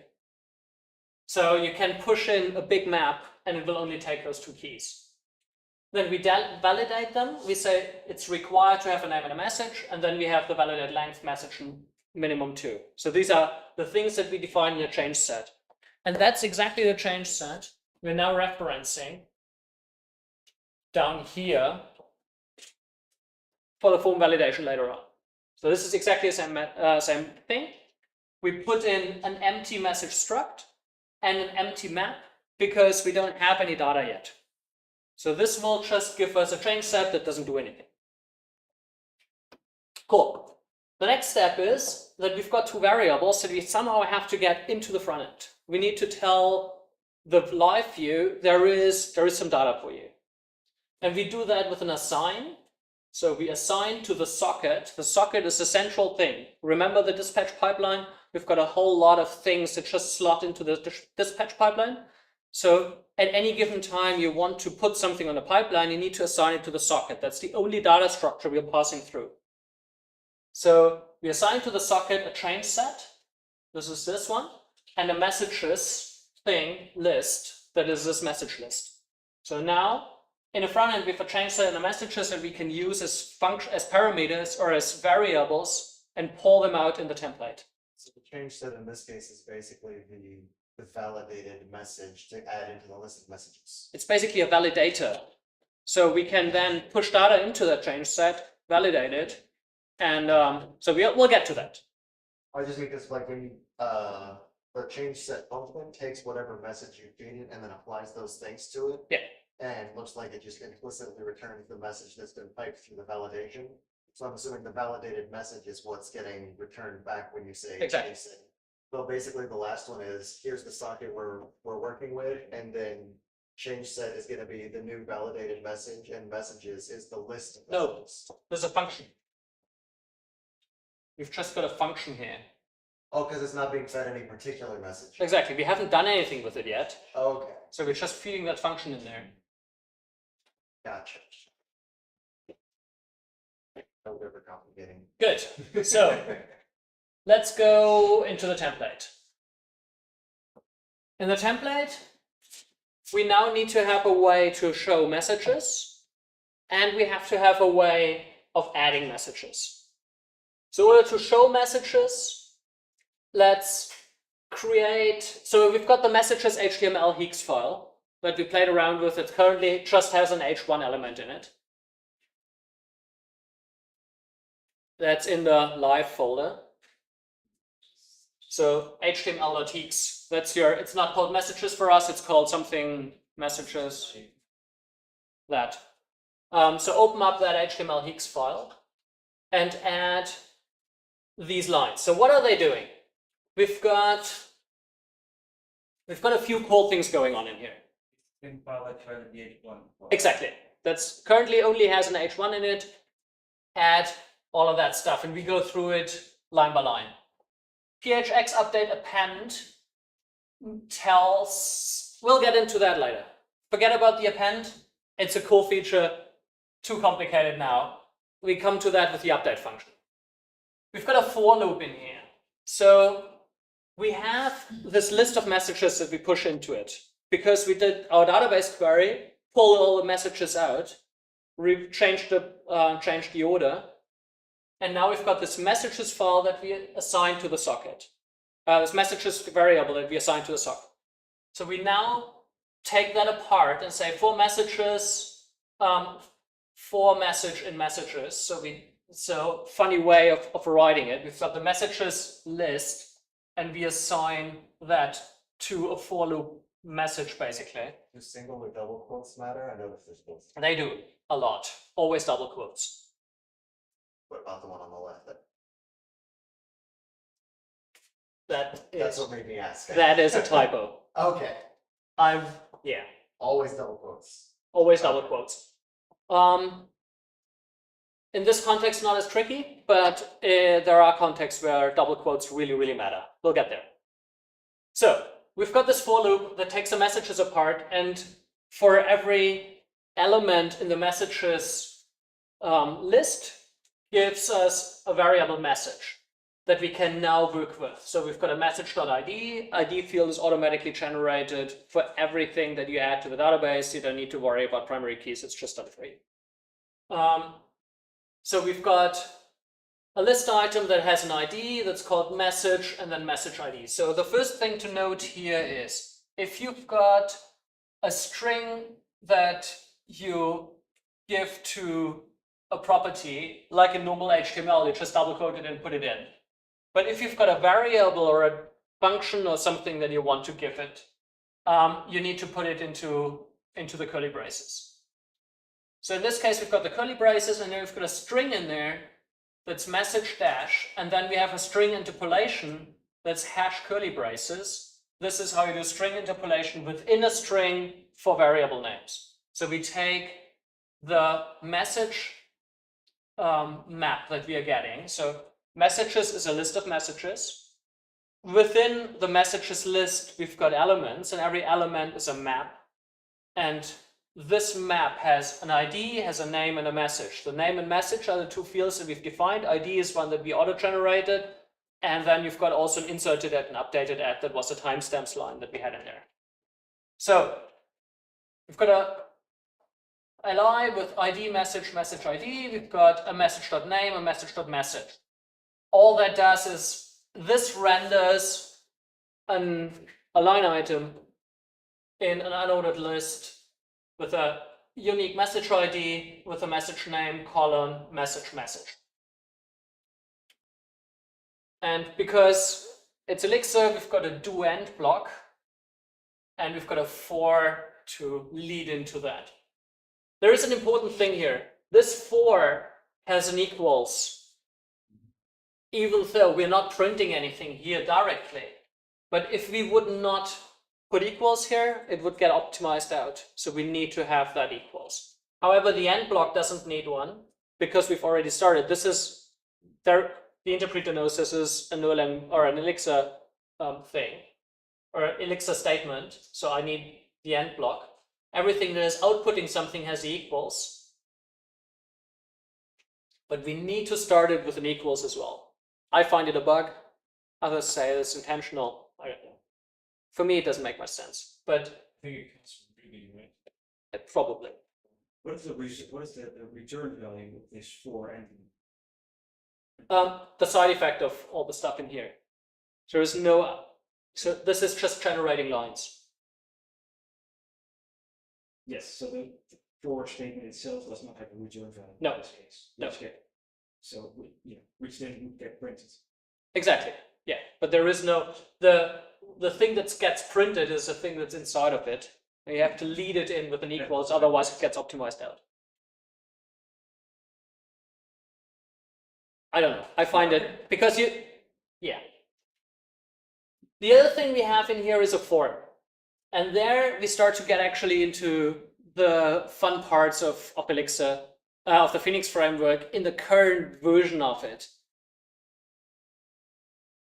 Let's just quickly pause here and go into, you've got a file in your auto-generated things that's under components. So in the web folder, you've got a components folder, and in there you've got a core components file. So open up the core components file.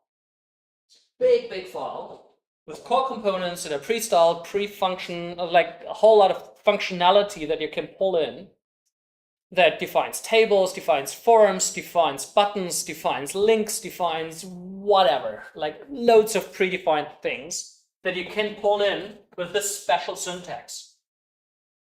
Opening bracket dot, and then the name of the function in this file. And so if you look for a form definition for a def form in that file, you will find a form definition. Oh, this is the old form handling. We will run into problems here. Okay, cool. Yes. Yes.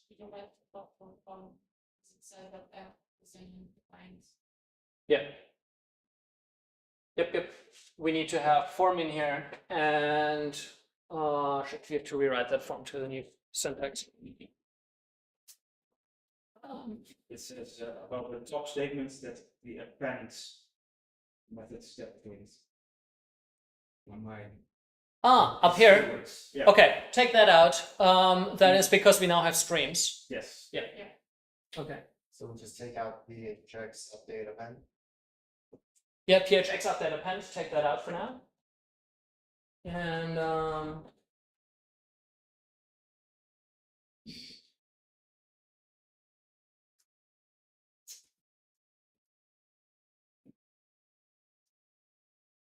guessing we should not type that second. no, I'll currently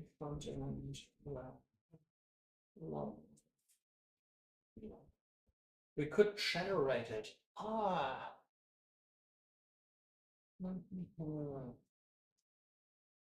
Nah. Let me see. Live. Yeah. What grab quickly that has the right form and let's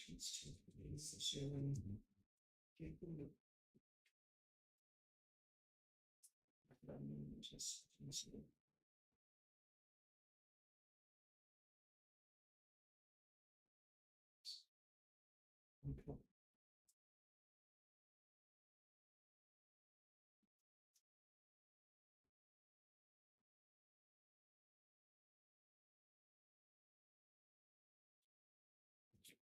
What does it submit to new message? Okay.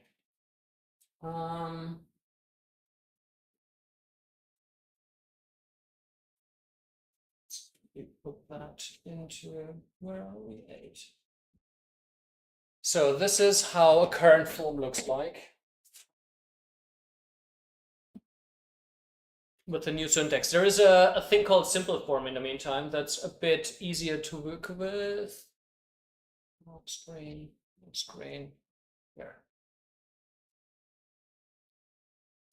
So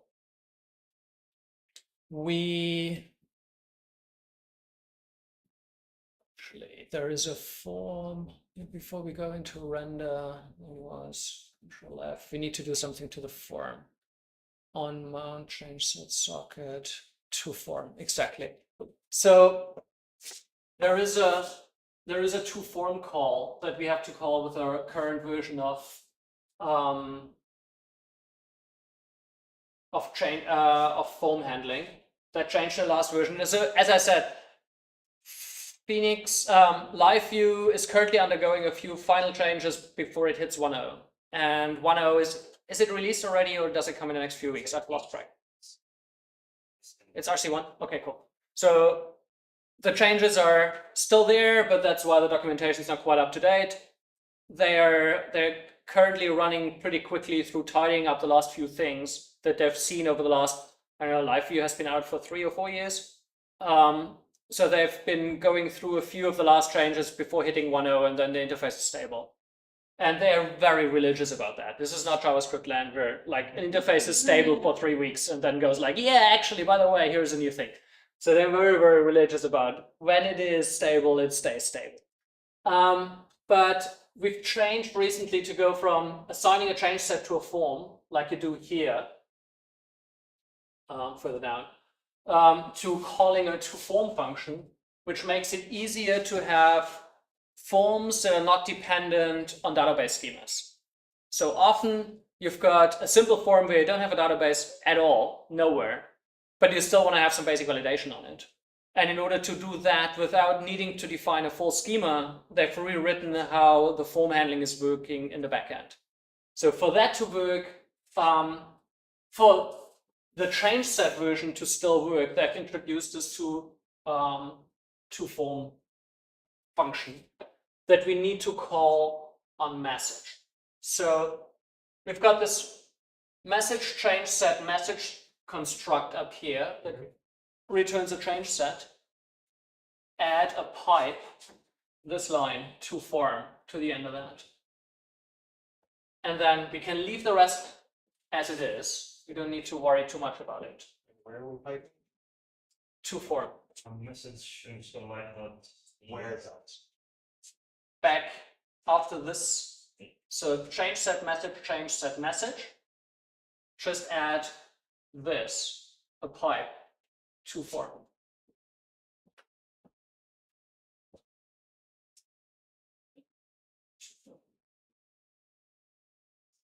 Perfect. That should work.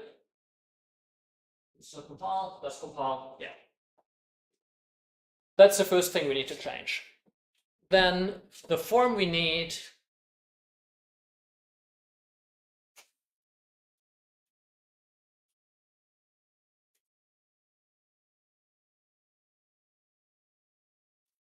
we can just use a simple form. We don't need anything fancy. Let's come over here and rewrite it in the current version. So we started with simple form instead of with form. And then for, this is our change set that we've defined. You give it any arbitrary ID, whatever, call it message input form or whatever. It just has to be unique.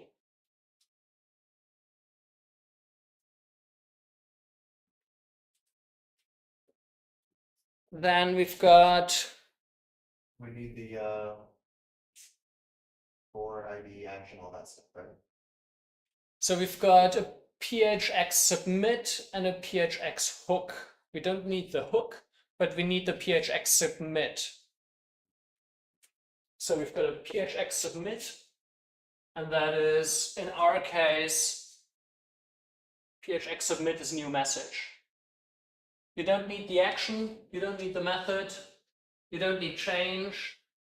Okay, so we're still basically doing the same block as before, just using simple form instead of doing.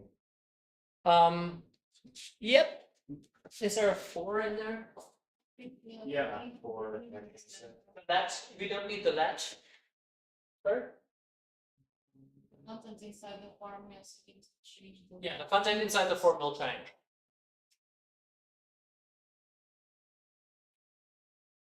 That you Yeah, we use field. We use field, and that is an add change set message and add change set name.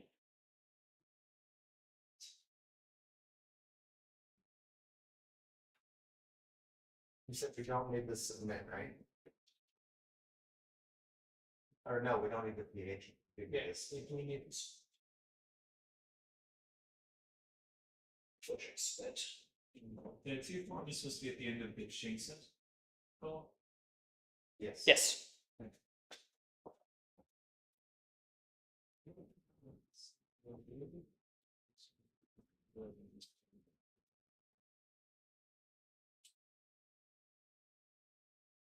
there's added in this. So it needs to know U9, and we need to have I don't know.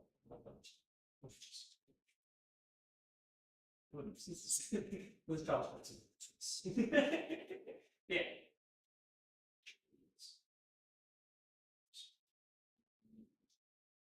I don't know if I did this use.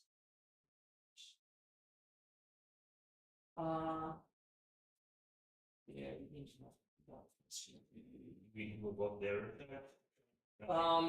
The error types get automatically rendered in the simple form. This is why we don't need them.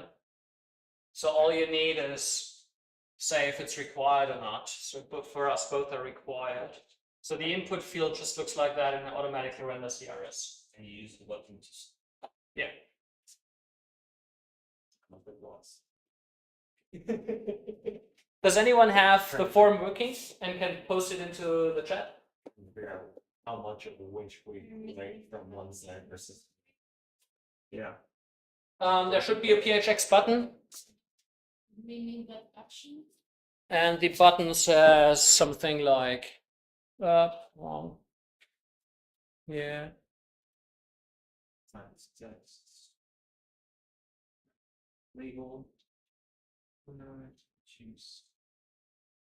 So in our case, it wouldn't say change password, it would just say submit. And we don't need necessarily the PHX disable with, but we can do it because, so there are a whole bunch of like quality of life things in here that you don't need to specifically code into, like there is no JavaScript involved with getting that stuff done. For example, PHX disable with, and you give it a string, means that as you hit disable, or if you as you hit save or change password or whatever, you've got a runtime from your web UI to the server to the database doing the update and back. If this is an external API call, this actually may take some time. And in that time, works? I think so. Yes. In that time, your submit button is disabled automatically with this message. So you don't need to code anything in order to do that do that by hand. This is just happening for you if you need it. For this one, it's really overkill. Yeah. So this is how the simple form works. It doesn't have much control over what you're doing. Does most stuff for you.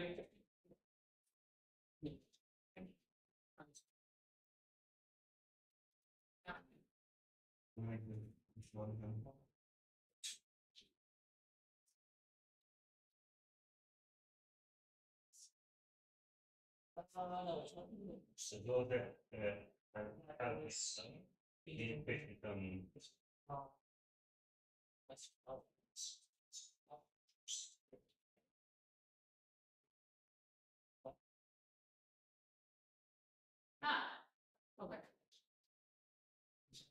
typo.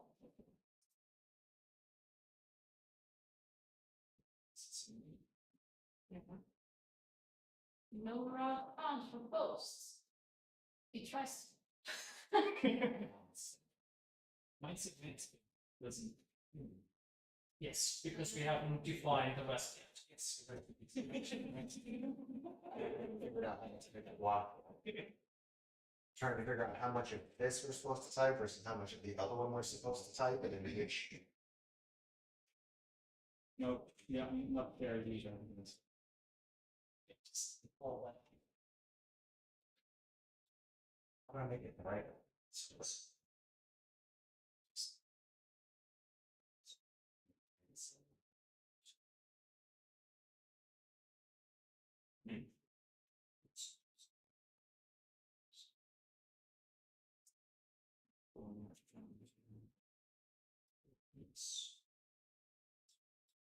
Yeah,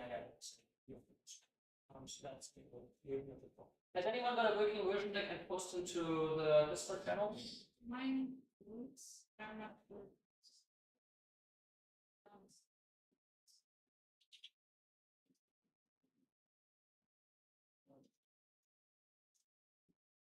Is it work? Yay! It's so nice. Yeah, right. Yeah, that's it. We haven't defined those things. And I'm not sure if it's, we said the form was for the change set, so on the fields, we want to have the name and the message from change. Exactly. Correct. Yes. Yes. So if anyone got a version that works, please post it in the chat so others can sort of catch up. Okay, I'll move that one out of view again. So Sure. So this is kind of where we're at. We've got hopefully your name, your message sent kind of thing. Good. So now we need to do something. Update tests, let's skip that for now. So now we need to do something that happens once we're actually sending stuff. Currently, what happens? Does it crash? It doesn't make it crash. Do you show, what do you see in the console? All right. I would see. Yeah, that's exactly it. So, undefined private live view handle event is undefined or private. And then it tells you exactly what it expects. It expects a message, foobar, name, Peter, and so on. So what we now need to do is define, this comes back to everything in Elixir as a process. And everything in Elixir is, in the end, not a function call, well, can be a function call, but mostly it's a message that is sent to a server that expects a message in a specific format and then handles that message in a specific format. This is the point where this nature of it being internal messages being sent around through the system really starts to become a thing that we need to worry about. Up to this point, we just called functions and we're happy, and things were sort of easy. Now we need to actually deal with the fact that we're calling messages, we're sending messages to servers. So if we look at the error that we found, if you put something into your forum and click submit, and you watch your server console, you will see an error similar to this message handle. The important bit's over here actually. Handle event 3. Message live, that's our live view, or it's called something message live. Handle event. And handle event has an arity of 3. That means it already tells us that we miss a function that's called handle event with the arity 3 in this module, in our live view module that we need to create. And it tells us more. It tells us the exact message format it's expecting, because it shows us the last message that it got. And it has handle event, new message, and then it's got parameters in the socket. So let's implement that.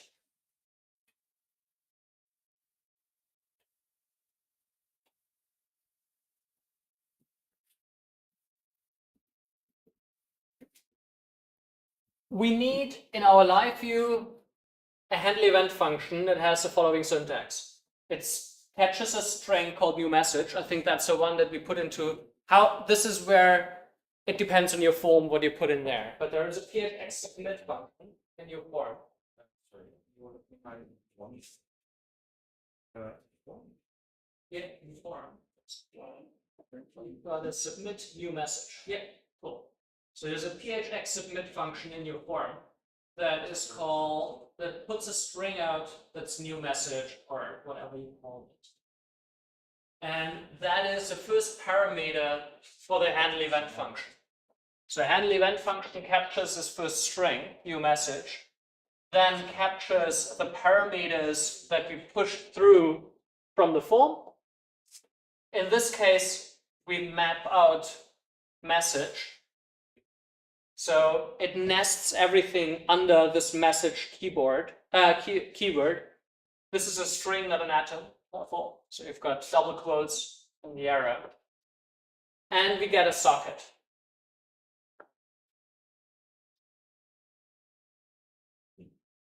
Now, here's something that's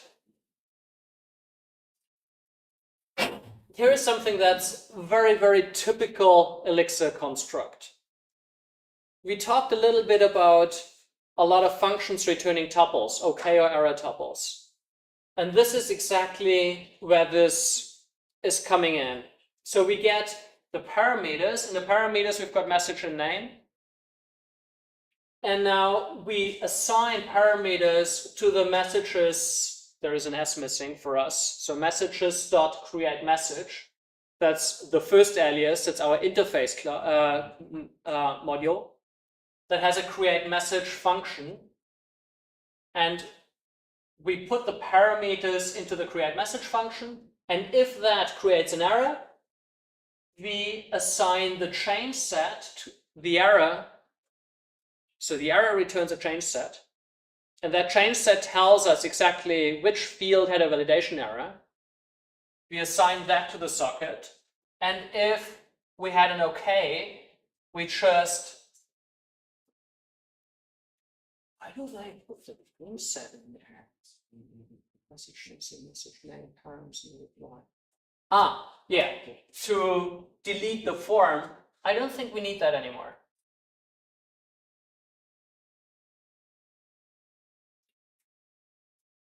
I don't think we need that. But what I would do there is, like, we've got a message. We actually want to assign the message back onto the front of the queue of the message parameter so that we get that in the UI again. So let's implement, copy paste that in, and then we muck around with it till it actually does the thing we want it to do.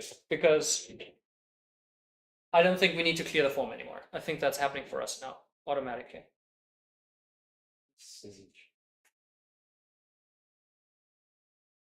That should be a message. You have to put a to form on the end of the change set in here. No, it shouldn't need it here. Okay. I'll quickly check if that new style forms did work.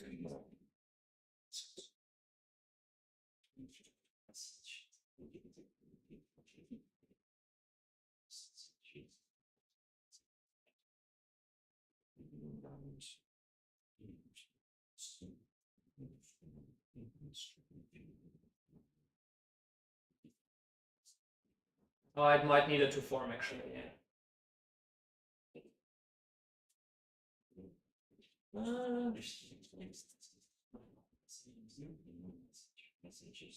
No, it needs a to form. Okay. Yeah, it does. What's after params there and just the OK message? It's cut off. Um, Here, I could just scroll. Name. Yeah, here.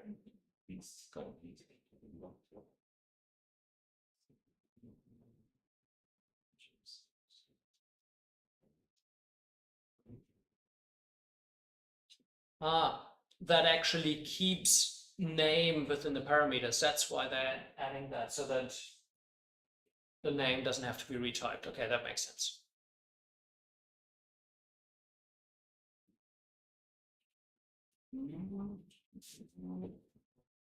Not there yet. Not there yet.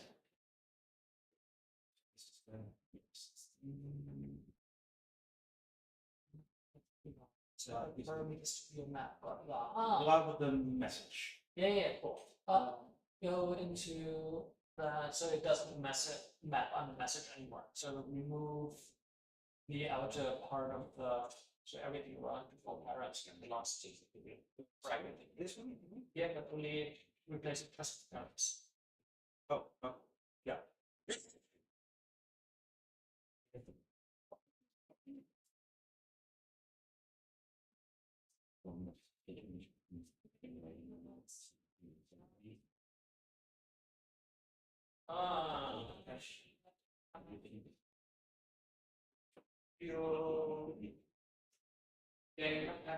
PX send or PX confirm something not set.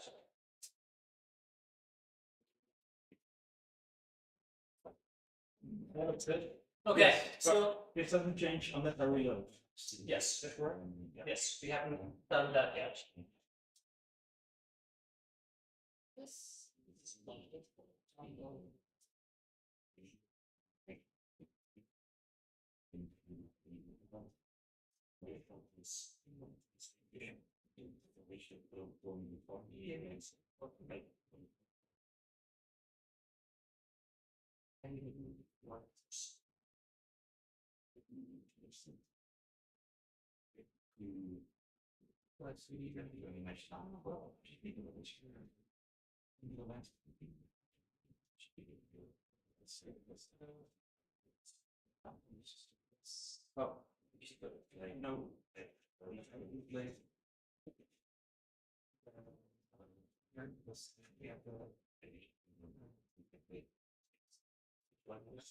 That's replaced with just carrots.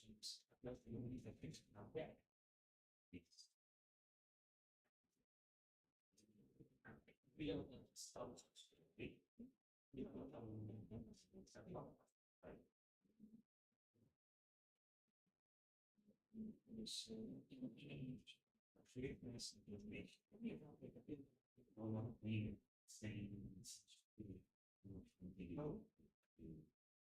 Great message. Great message. That was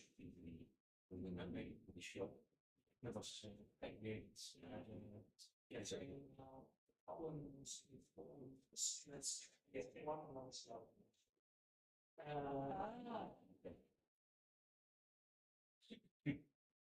Yeah, so we've got one thing in here that will not work. We are mapping out the message parameter. This is not nested anymore in the simple form. So we are just having params as a second argument in here. so. And then that starts to work.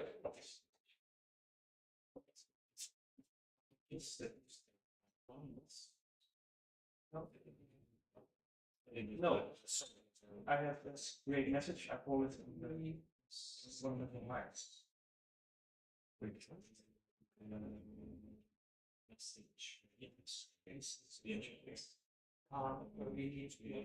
It's one line experience. So what are we waiting for here? We don't go with that market.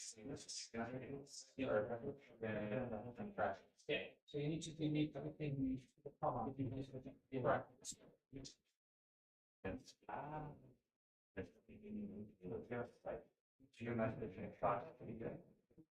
Params as well. Completely params not in the data structure. So we've been mapping out the data structure, but the data structure doesn't exist anymore in the simple form. The simple form doesn't have a data structure for it. You get the result. Yeah. Yeah. And I get it. That's like if I set this. Oh, I'm passing that. change the That is or error point and all this stuff.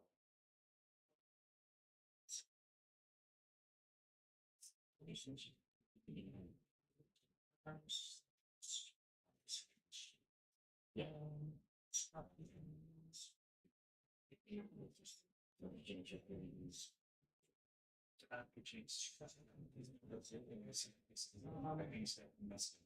So we need to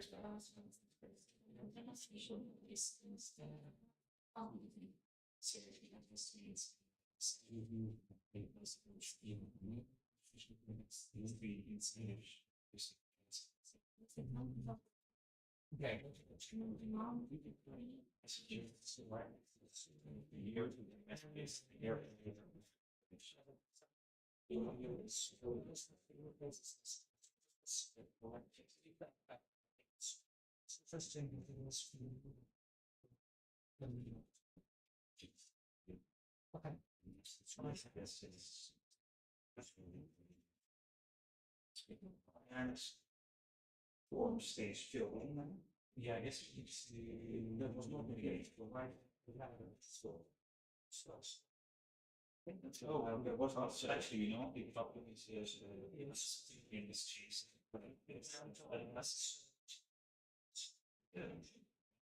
So the third problem is in reference. So Oh, yeah.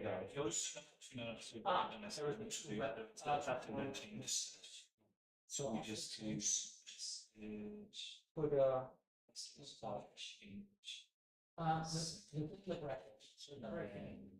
like we did about for CMC change. So that is second be this code. Oh, like we did it before. Yeah.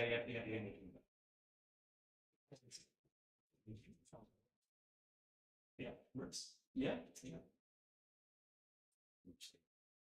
okay. And then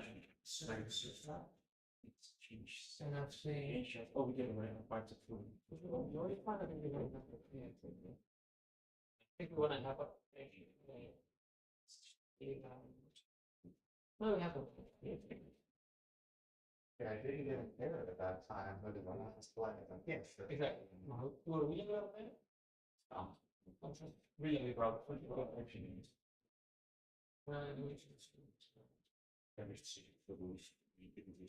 So now we need to actually. So the next thing is that we actually put that through. Cool. How far is everyone? Do we get stuff into onto the site? Yes. Into the database? Oh, Yes, no, kind of. Yes. Yeah, must be. I don't have the post box yet. Okay, cool. Has anyone can anyone put the form onto Discord? Copy this. Oh, you copied it from Discord? Yeah. Yes. Copy from the machine. Oh, okay, cool. It's already there. I can put the last one. Version for scale right.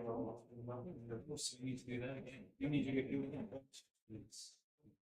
For me, it seems like what are the ones the one the last message.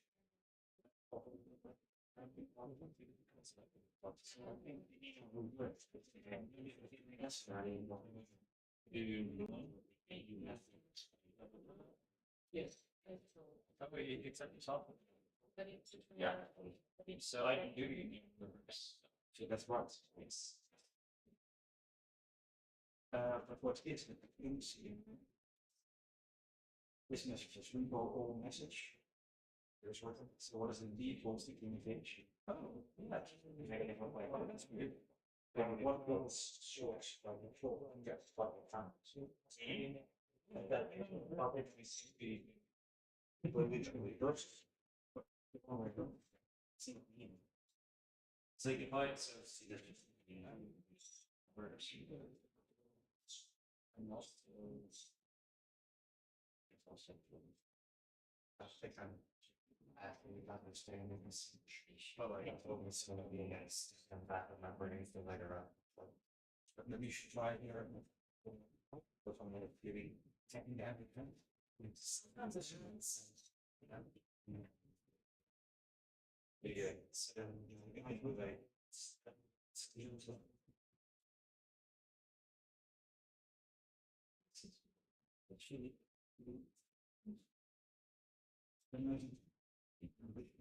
And now I think still.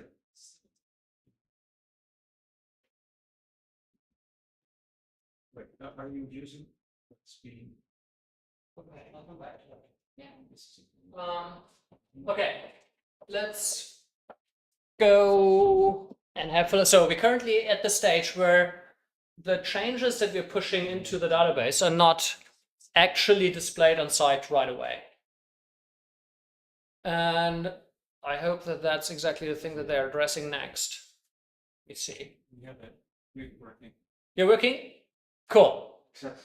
Well, It's testing again. So there's a few ways how we can fix it. One way is to put it into the socket. That's the easiest way. However, if we have two browsers next to each other, and we want to update everyone, we can actually introduce a slightly new concept called pubs up. Is everyone still like willing to do one more, or should we? Okay, cool. Let's add pubs up. I'm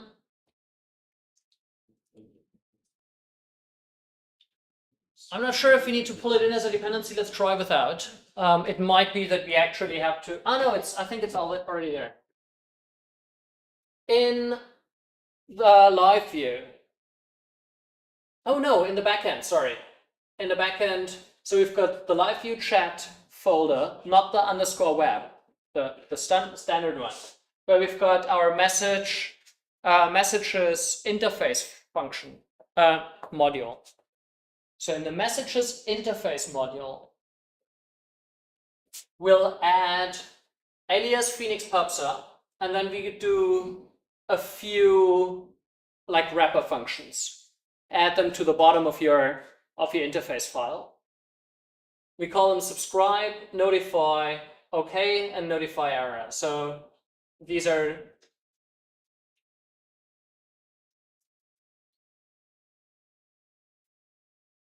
now pubs up is.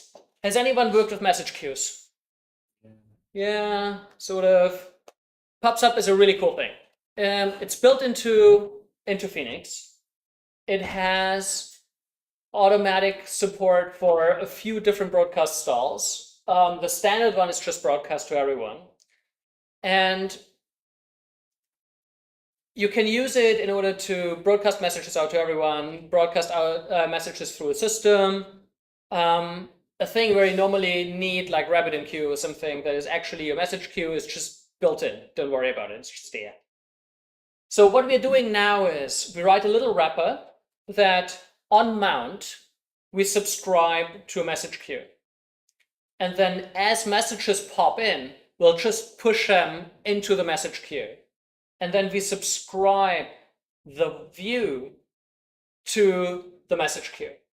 And whenever we get a new notification, we push it through the WebSocket directly into the view.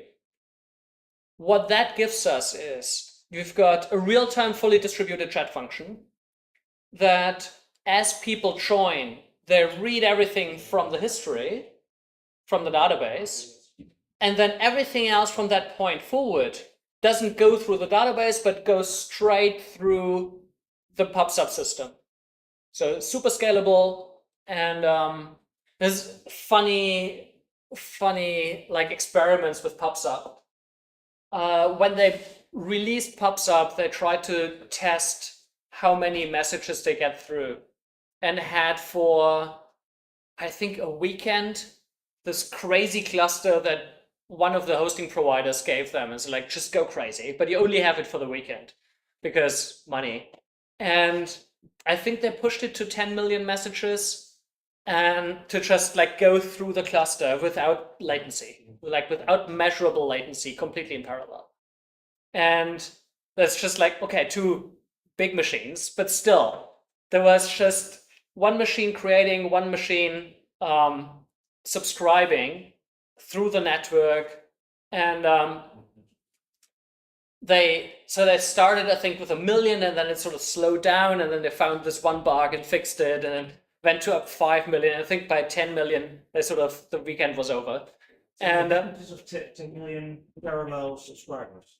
both. So 10 million subscribers Yeah. getting one message each. So 10 million messages going through the system. Yeah. But that's kind of the scalability where they ended optimizing, I think, 3 years ago or so. And there's a cool blog post where they write about like the challenges they ran into and the bugs they found while like testing it at scale. But yeah, the cool thing is like there is no scalability issue for any of the projects that we normally work on. And as soon as you start to hit those scalability issues, there are solutions that actually help you go further, but they don't normally involve crazy hardware. So PubSub is a crazy cool thing that is really, really worth sort of playing around with. So we need those 3 functions, just dump them somewhere into your system. What's at the end of the notify one, the broadcast? See, it can easily put out. Oh yeah, there is.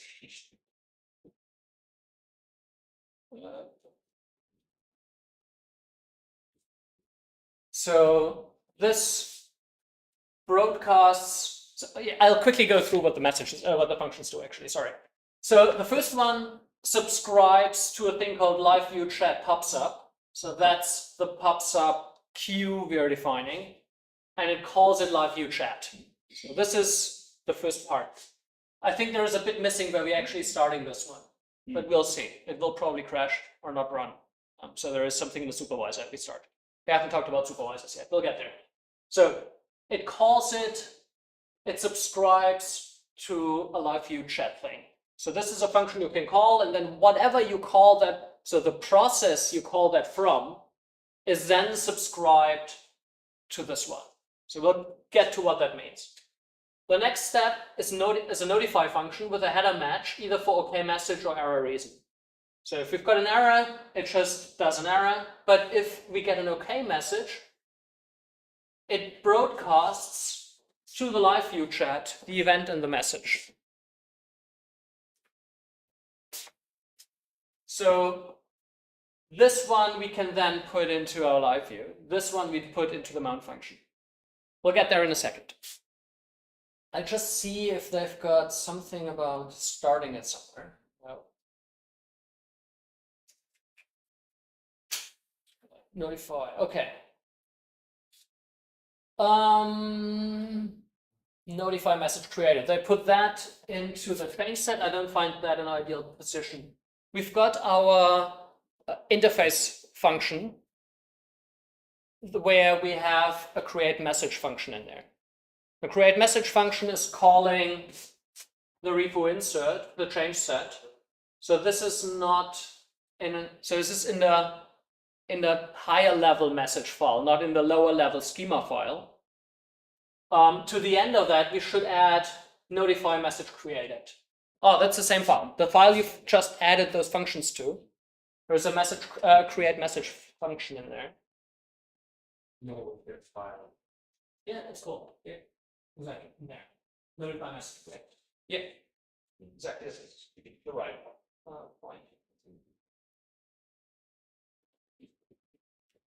Good. So this is the message. This is the function we are calling that now notifies everyone who is subscribed to our message queue gets a copy of the message. So this function, damn it. This function, this notify function, where it broadcasts if it was an OK, we call now in our create message. That means if the message has properly inserted, we want to push it out to everyone who's subscribed. So now we need subscribers. Wait, notify message created, that doesn't notify also the message itself? It gets a message because we're piping the message in here. Oh, of course. So we get an OK or error. Yeah. So now we need a mount function. So in our live view, that's the one that lives under live.ex. We alias the pubsub again, live view chat pubsub. And then in our mount function, there is an interesting bit in here. It has this if connected. And connected checks if the socket is connected. Now, remember when I said very early in our afternoon that that live views have like search engine friendly, they've got kind of a first view that they render, a static one, and then they reload and have a live view. So there is this process where you render a first static website, and then as the WebSocket connects, it loads in all the dynamic content that you have. This may be the same page, but that can be other stuff.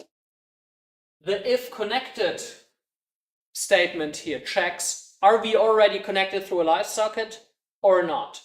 And only if we are connected through a live socket, we do the subscribe, because only then we can do anything with messages flowing in.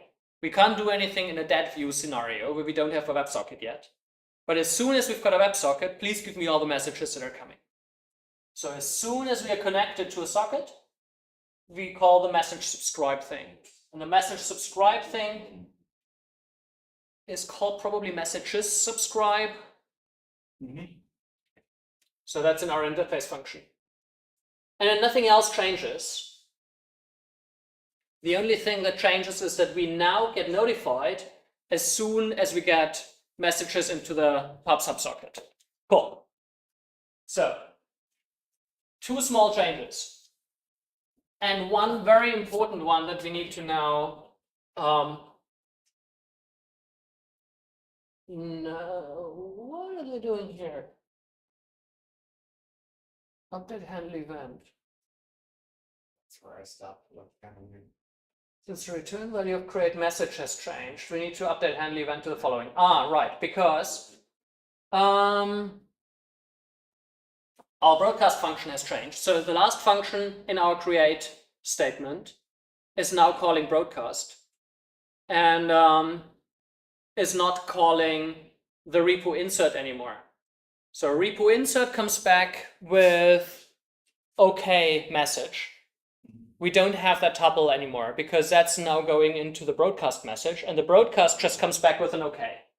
So we now have to change this pattern match in the case message and just add it to OK.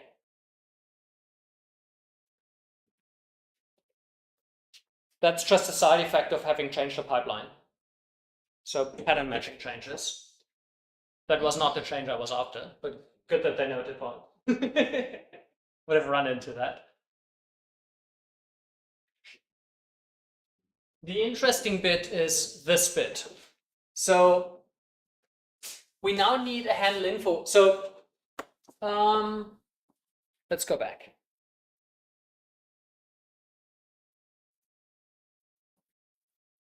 We've got a handle event function here to handle events that come from the live view. There are a few ways how we can send messages to an Elixir process. Handle event is one way.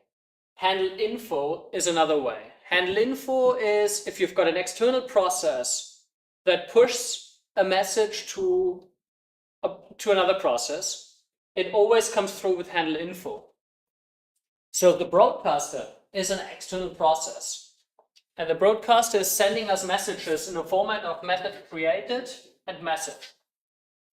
So if our process gets a message that has the format of message created message, we know this is a message from the broadcaster, and we have to handle it accordingly. So we always get a socket, and the messages now talks to the socket, assigns messages. This is the list that we have already as a variable from the mount function and is appending the message. So if you append something in a list context, you can just do a plus plus and the second list.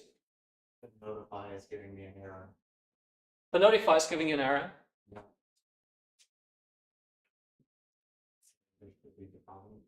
Okay. Where did you define? You do it maybe in messages. Yeah. Take these three columns and get one. No.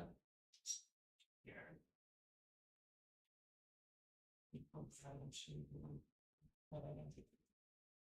this one.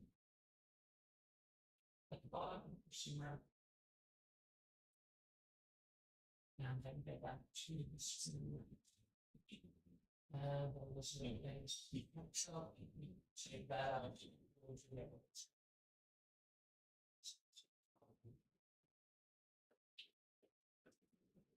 Yeah, save it. And just call them. Just reload. Okay, review. Stay.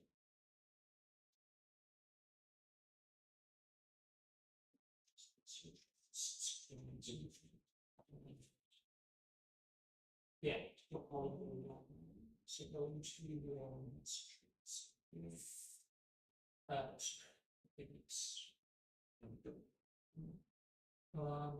into that into log into X.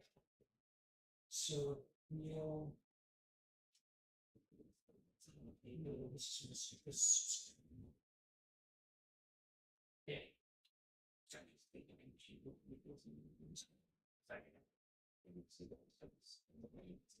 Cool. So now we need to implement in exactly that file that you're currently in.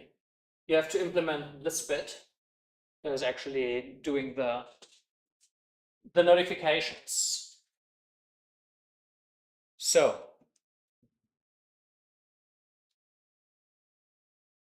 Where does handle info goes into your log view file. Under handle event, exactly. For the handle info.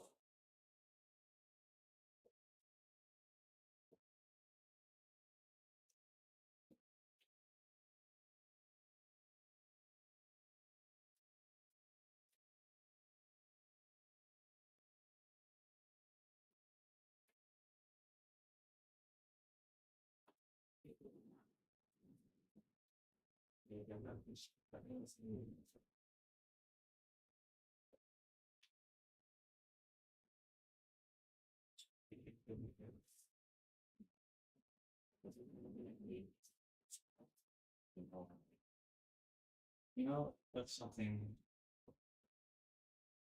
The handle events.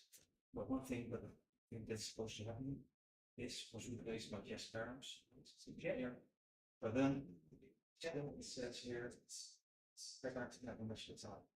And nothing need to get notifications. What was it that needs to be fixed here? I didn't understand. That's nothing. Oh, okay. Okay. Maybe that's supposed to be.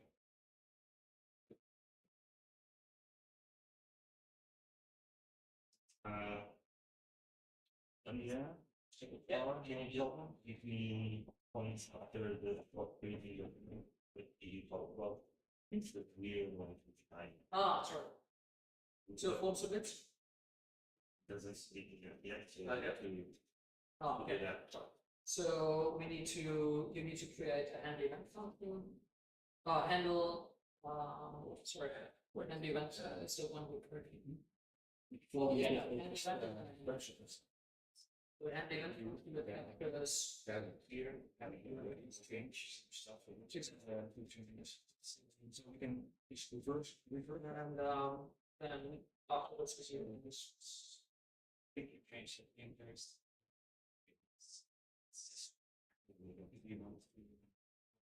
this one exactly so that's this.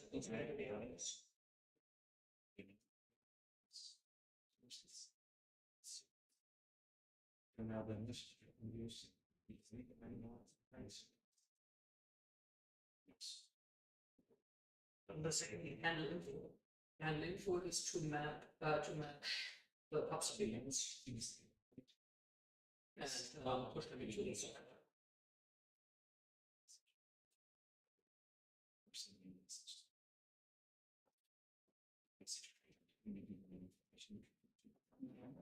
Well, Greenfield. Memory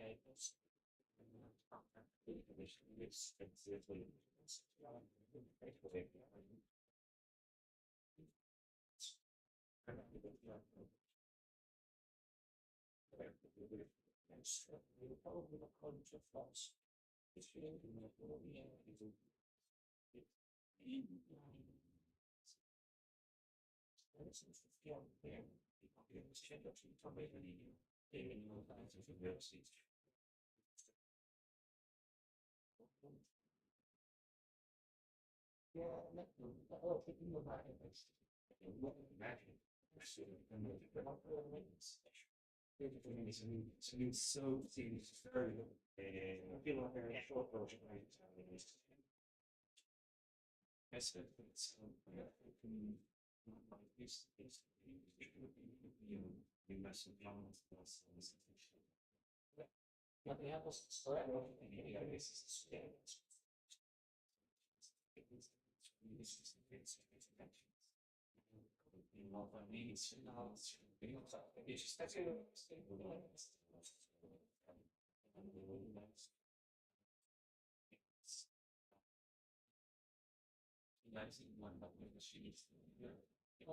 Yeah, but in the other features,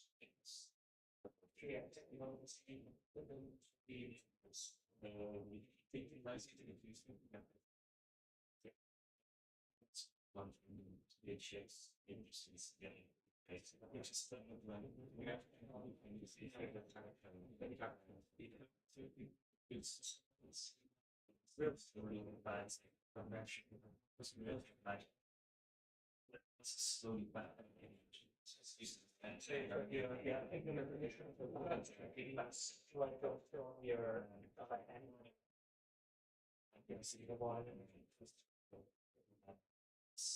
Yeah, it's really the thing to Phoenix is it's really it's still the Phoenix something that I miss from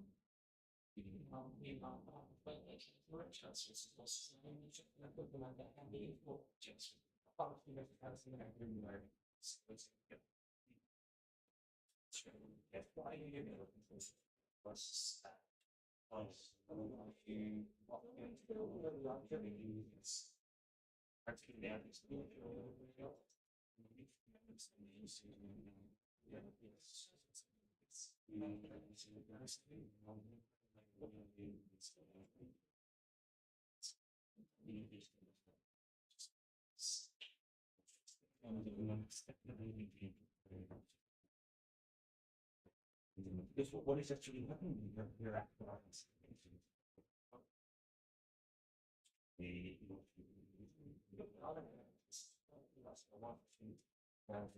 so if I get this something like that. It's doing it's doing different. So you know yeah, well this it's usually no it doesn't it uses a which is it's tiny part. Yeah, it's a different library. Yeah, it's extremely fast. But it works in the same way it just is yeah. And it does the minimum like changes that But I don't know what weight it is. I'm sure it's tiny. Let's see, Sarah. That's step. So we go to. So we. Look, this doesn't. Probably does. So JS. So they have the needs and the needs.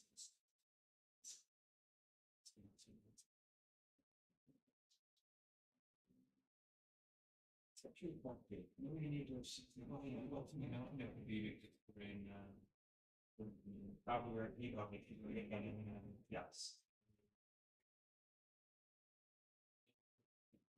Library. It's like, it's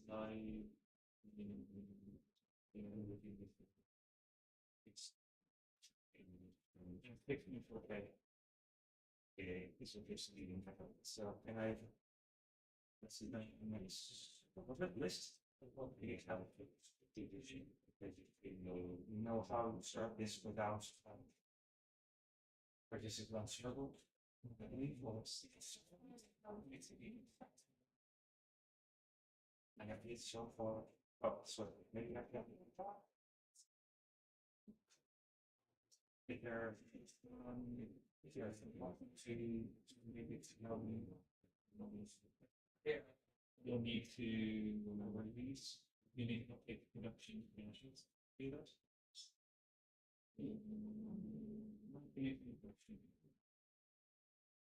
So you have to do mix using the environment where you can supply. File and then get it in the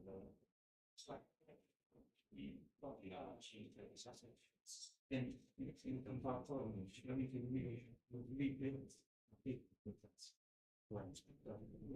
rebuild yeah, well, here I'm doing this while so I can just practice mixing. It makes things work more. And problems engagement server.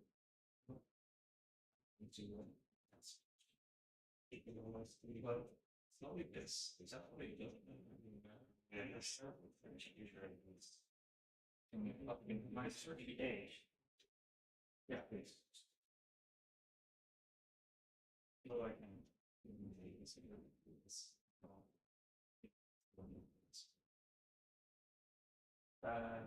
actually what she said, well, leaves.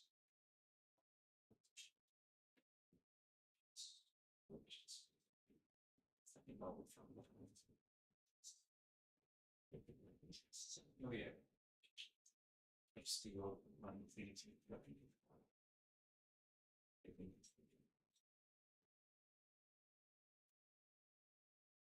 You guys got it working yet? Yep. I mean, it seems right, but then I keep getting an error that happens every time I try to submit it. Like it'll actually submit it and show up here, then I get a wall of error. Right?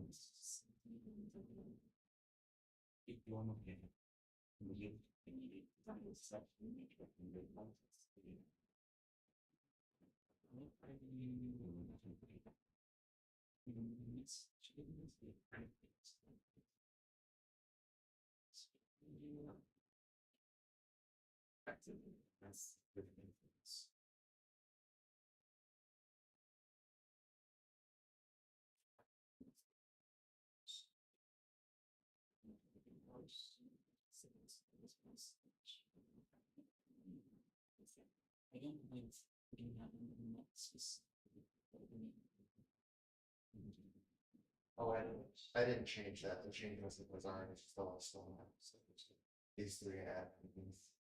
Oh shit.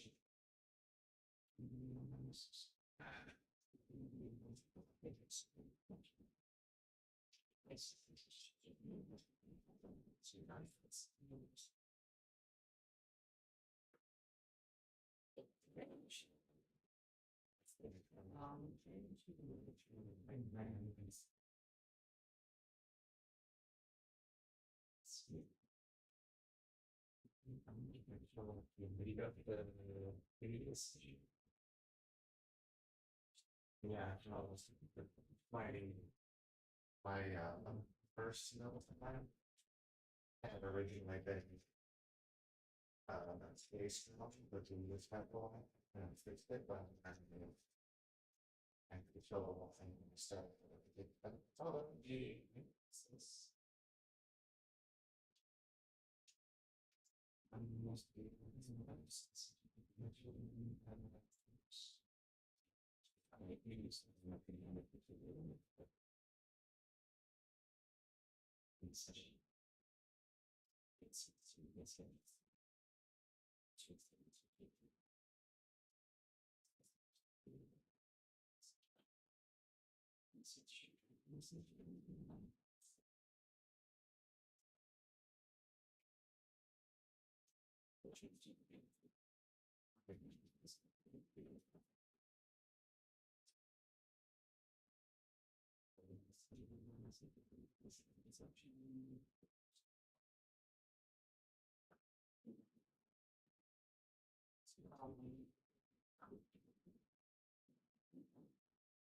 maybe that was the problem. You did service.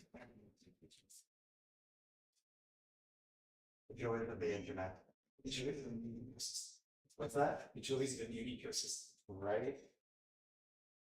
Should have known me if it was gonna be turn it off. We'll be more one every time. 90% of tech support, man. I'm convinced the other 10%, just figuring out which thing to turn off and on again. Great show.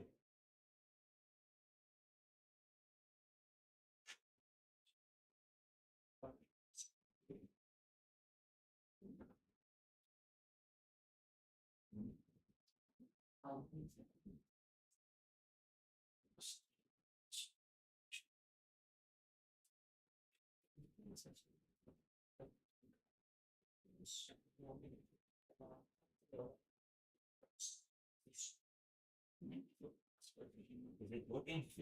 Can you show me the elements?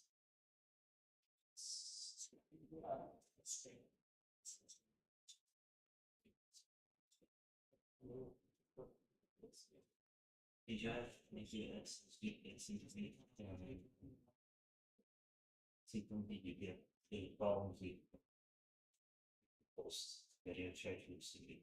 No, I didn't. Did you guys figure out how to make it through the field that these submit? Yeah, you just you pass it empty chains into the With so at the end of handler mesh. So you go when you do the no reply strings goes to the chain set, pass message that change that's empty message and empty message. okay. Like you do on Mac. Did you do something to the router to define these? No, do you have to post the sheet Maybe. and it's really so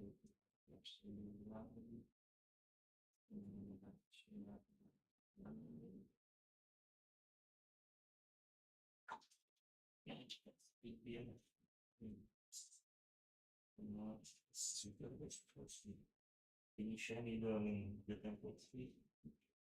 Like the one you tested when you used one?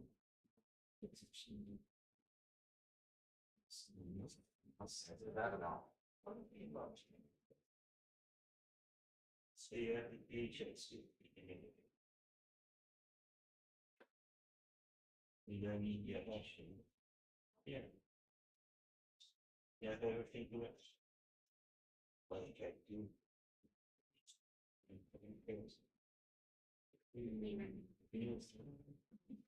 Can you show me that install the Elixir file?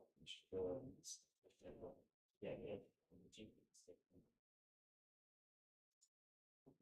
Can you paste the event? Well, I can't paste this first. Oh, yeah, it's wrong. I'm not going to communicate.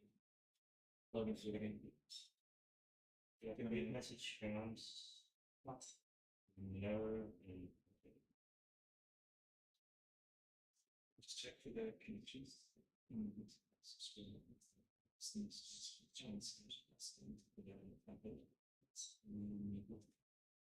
And also copy picture we check here. You need I just make this. Oh, so, this is the just so just the change those if you're really sure that's not mine. Maybe I run at the end.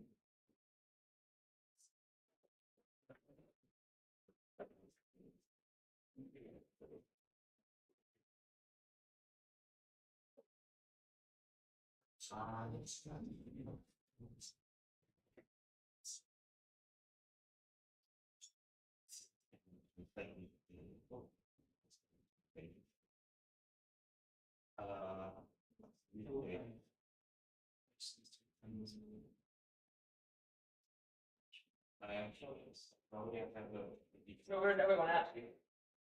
well, I'm You've got Aris, that's it. No, so what's this is what I was doing.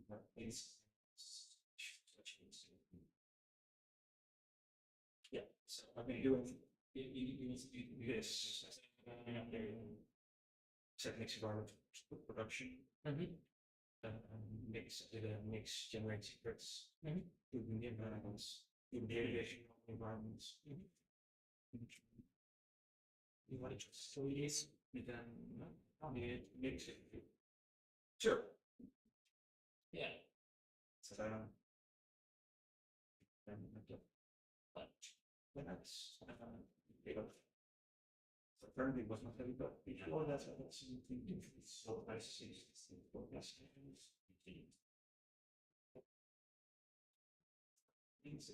You're still running.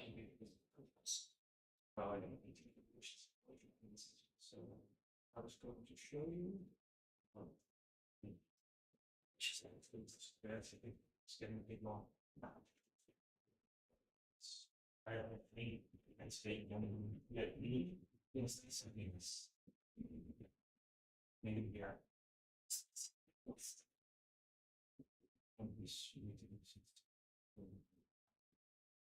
copy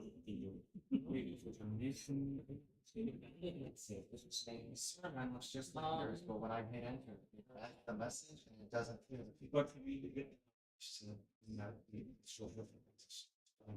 Yeah. Maybe I should. People trying to run I was trying to do is the yes, Production. Yeah. Smaller.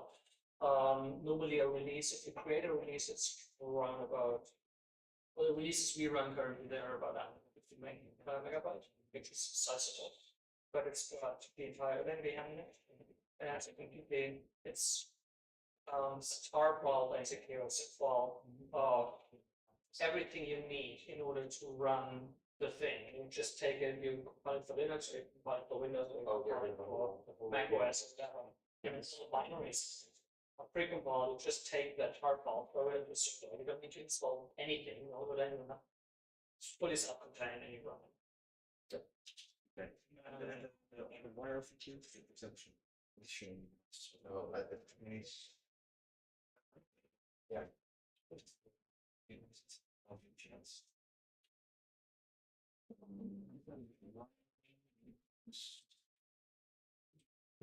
Let's be an expert. Oh, sure. That's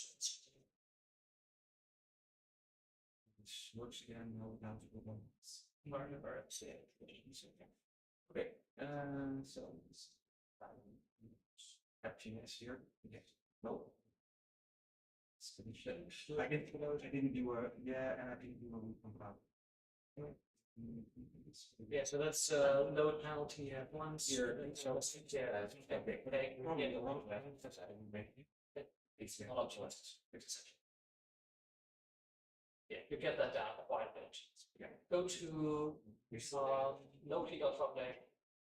Is yours before or after? That's just gonna teach you. will be like this. Local.foundation. So Not where. This is your version. You bring so this is nice but not proper. This is very, very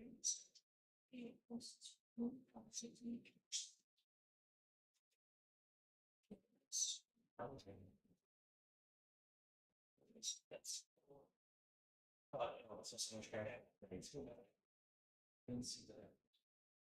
so it's just very, but this is loading in a whole bunch of the big windows that you use in backend. So there's full leaflet library in there for drawing maps. There's a full natural so I'm showing it's the thing in here that we can draw mechanism. Right, so there's a lot of different files. So this is tracking files. Yeah, and without us doing anything other than just using documentation, there's no matching. where remember in the instructions, when you say that would be like 10 million websites, let's say at one time, because each version of that is used port on a server or it's days. No, really one. So there's the Unix server has one port, and then internally you do your accounting for that. It's so you have to tune your operating system for open files that you can have because you will run out of open files. So there has to go operating system tuning into it in order to accept that. Yeah. But most of it is actually in the software side, not so much in the operating system side. So there is some part in there. Unix or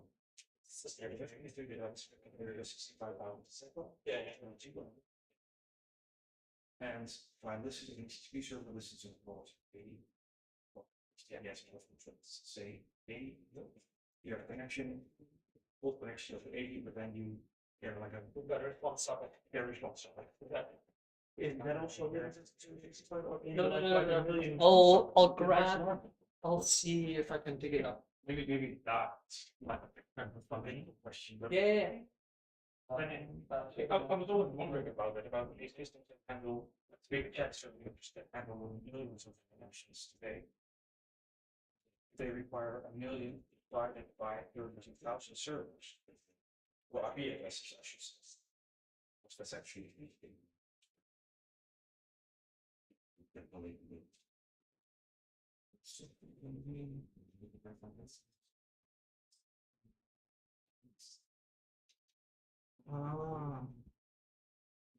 let's ask ChatGPT. Yeah, exactly.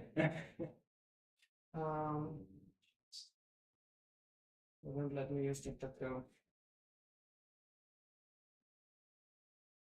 That's first records. ChatGPT.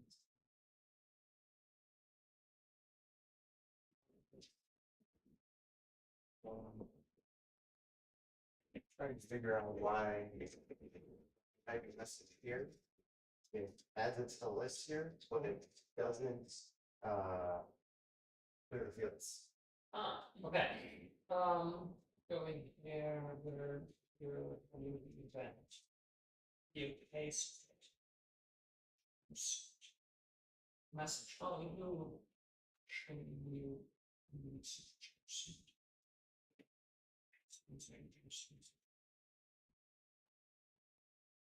the thing that they had in there was that they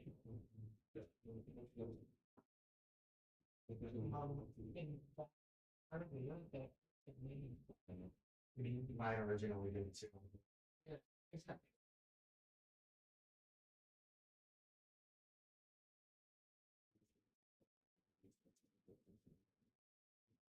Yeah, this is the bottom. And then Yeah, the other one is okay because you reassign that. You could theoretically just go and say message just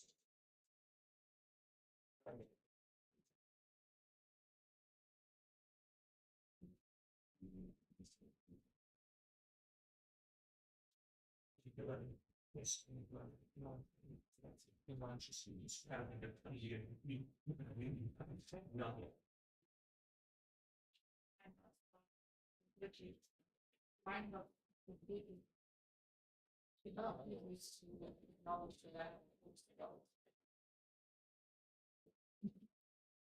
Lenz has tried almost everything. Yeah, we need to redo it. Yeah. I don't know what happened. There's probably something very. how long do you think before they update the docs? I don't know, Yeah. but Make the it docs all, are yeah. Before you guys.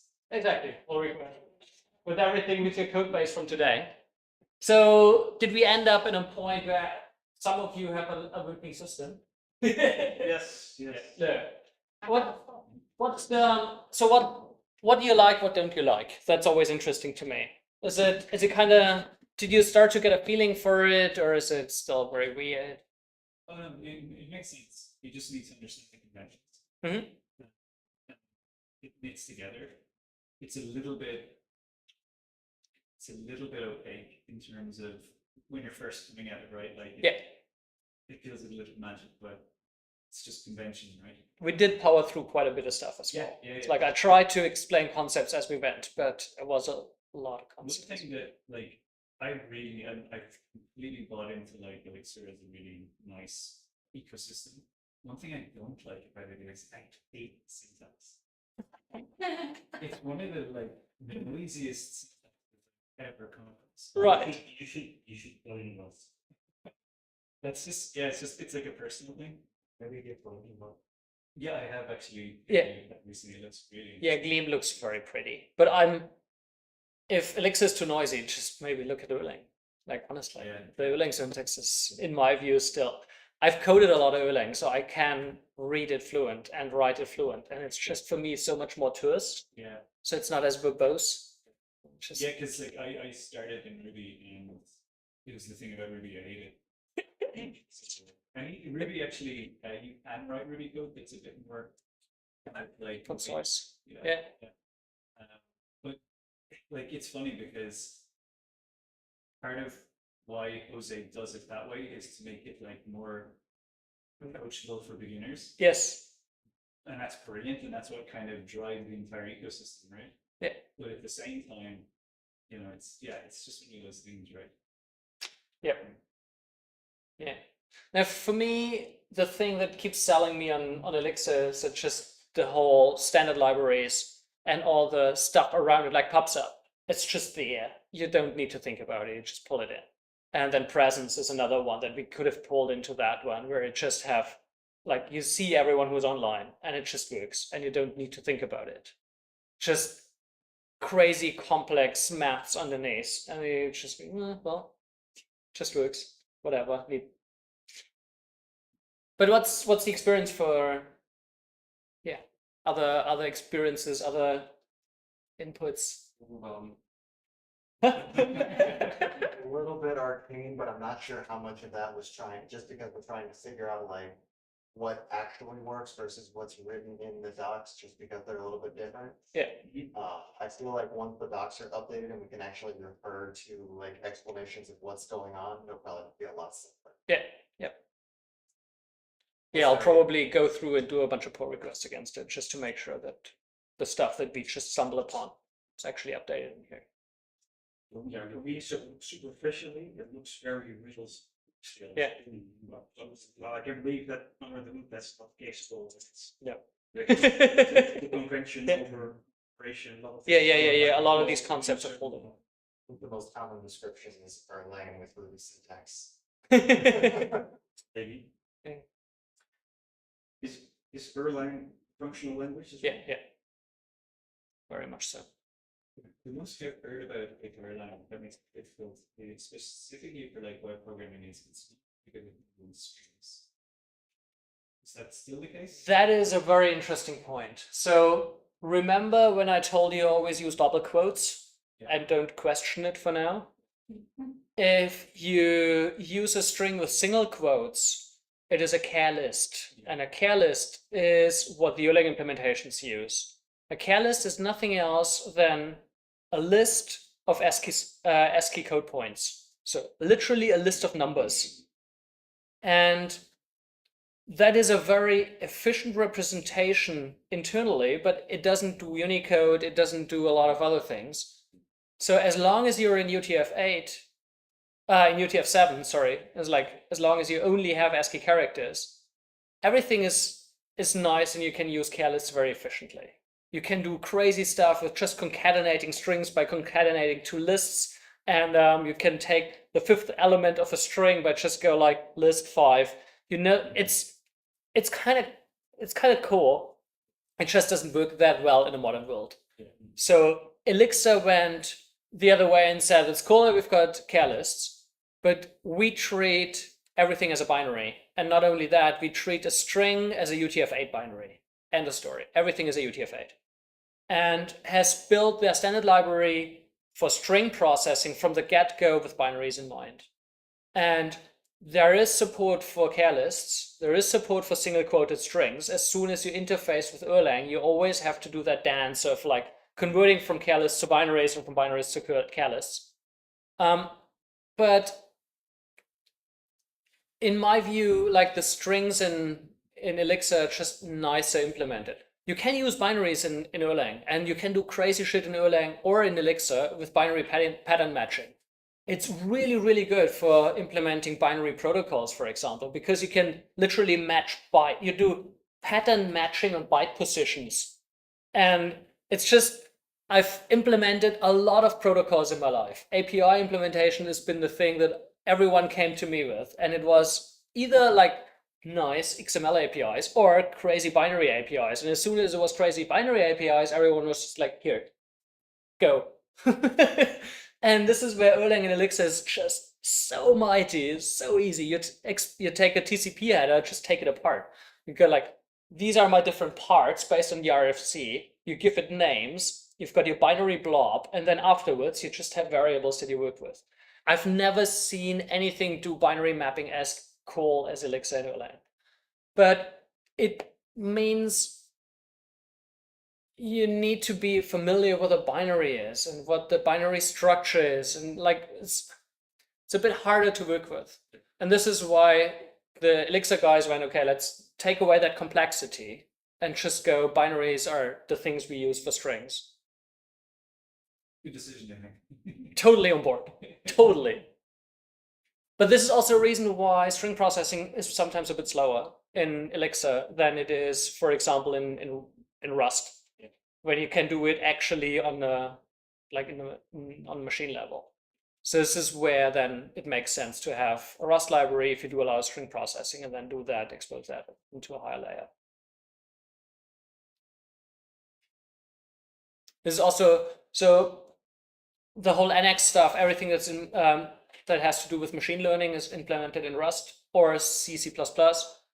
And exposed into the Erlang VM, into the Beam, and then easy interfaces from the Elixir side to interface with it.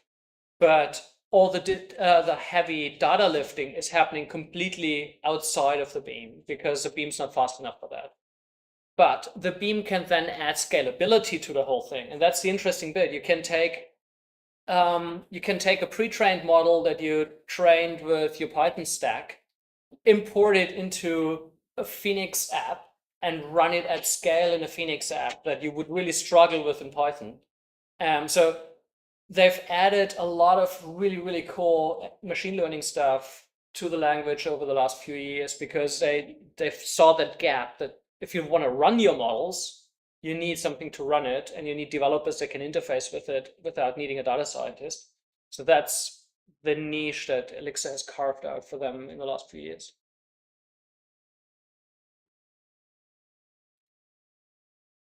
Cool. Thank you. Got something out of it? Yeah, no. Got fun. Good. Want more? Yeah, absolutely. Cool. Yeah. So we got PubSub done, we got live view done. We don't do crazy shit with live view yet, but I think you've started to see why live view. So coming back to that question, you do very dynamic things without needing to think about the dynamic parts. You just push messages somewhere into a socket and they magically appear on the side. I've heard it's really good for like internal dashboards and stuff like that. Yep. People would check. I'll quickly show you something. Let's just set internal dashboards. So this is stuff we are currently working on. Do I have that running? I'm doing what browser?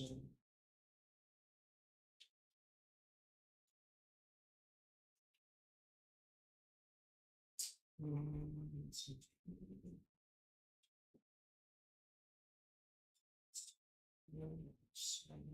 No.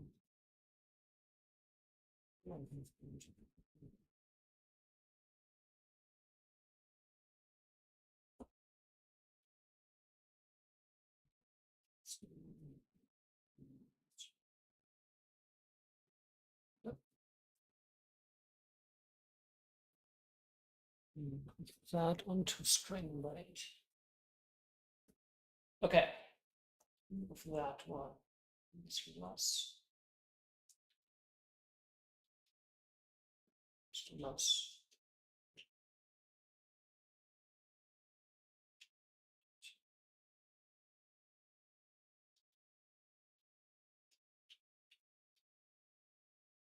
So this is a tool we are currently working on that does, I hope I'm not revealing too much internal data, that is an ecosystem mapping tool. And this is an interesting experiment where we interface JavaScript code. So this is a JavaScript library that is rendering inside here, and interface click events from here with the live view that is sitting on top of it. And then we're sending basically, we get the JavaScript to send messages to the process running the live view that then re-renders the next page. So how that looks like is if you, so, damn it, too small, too big.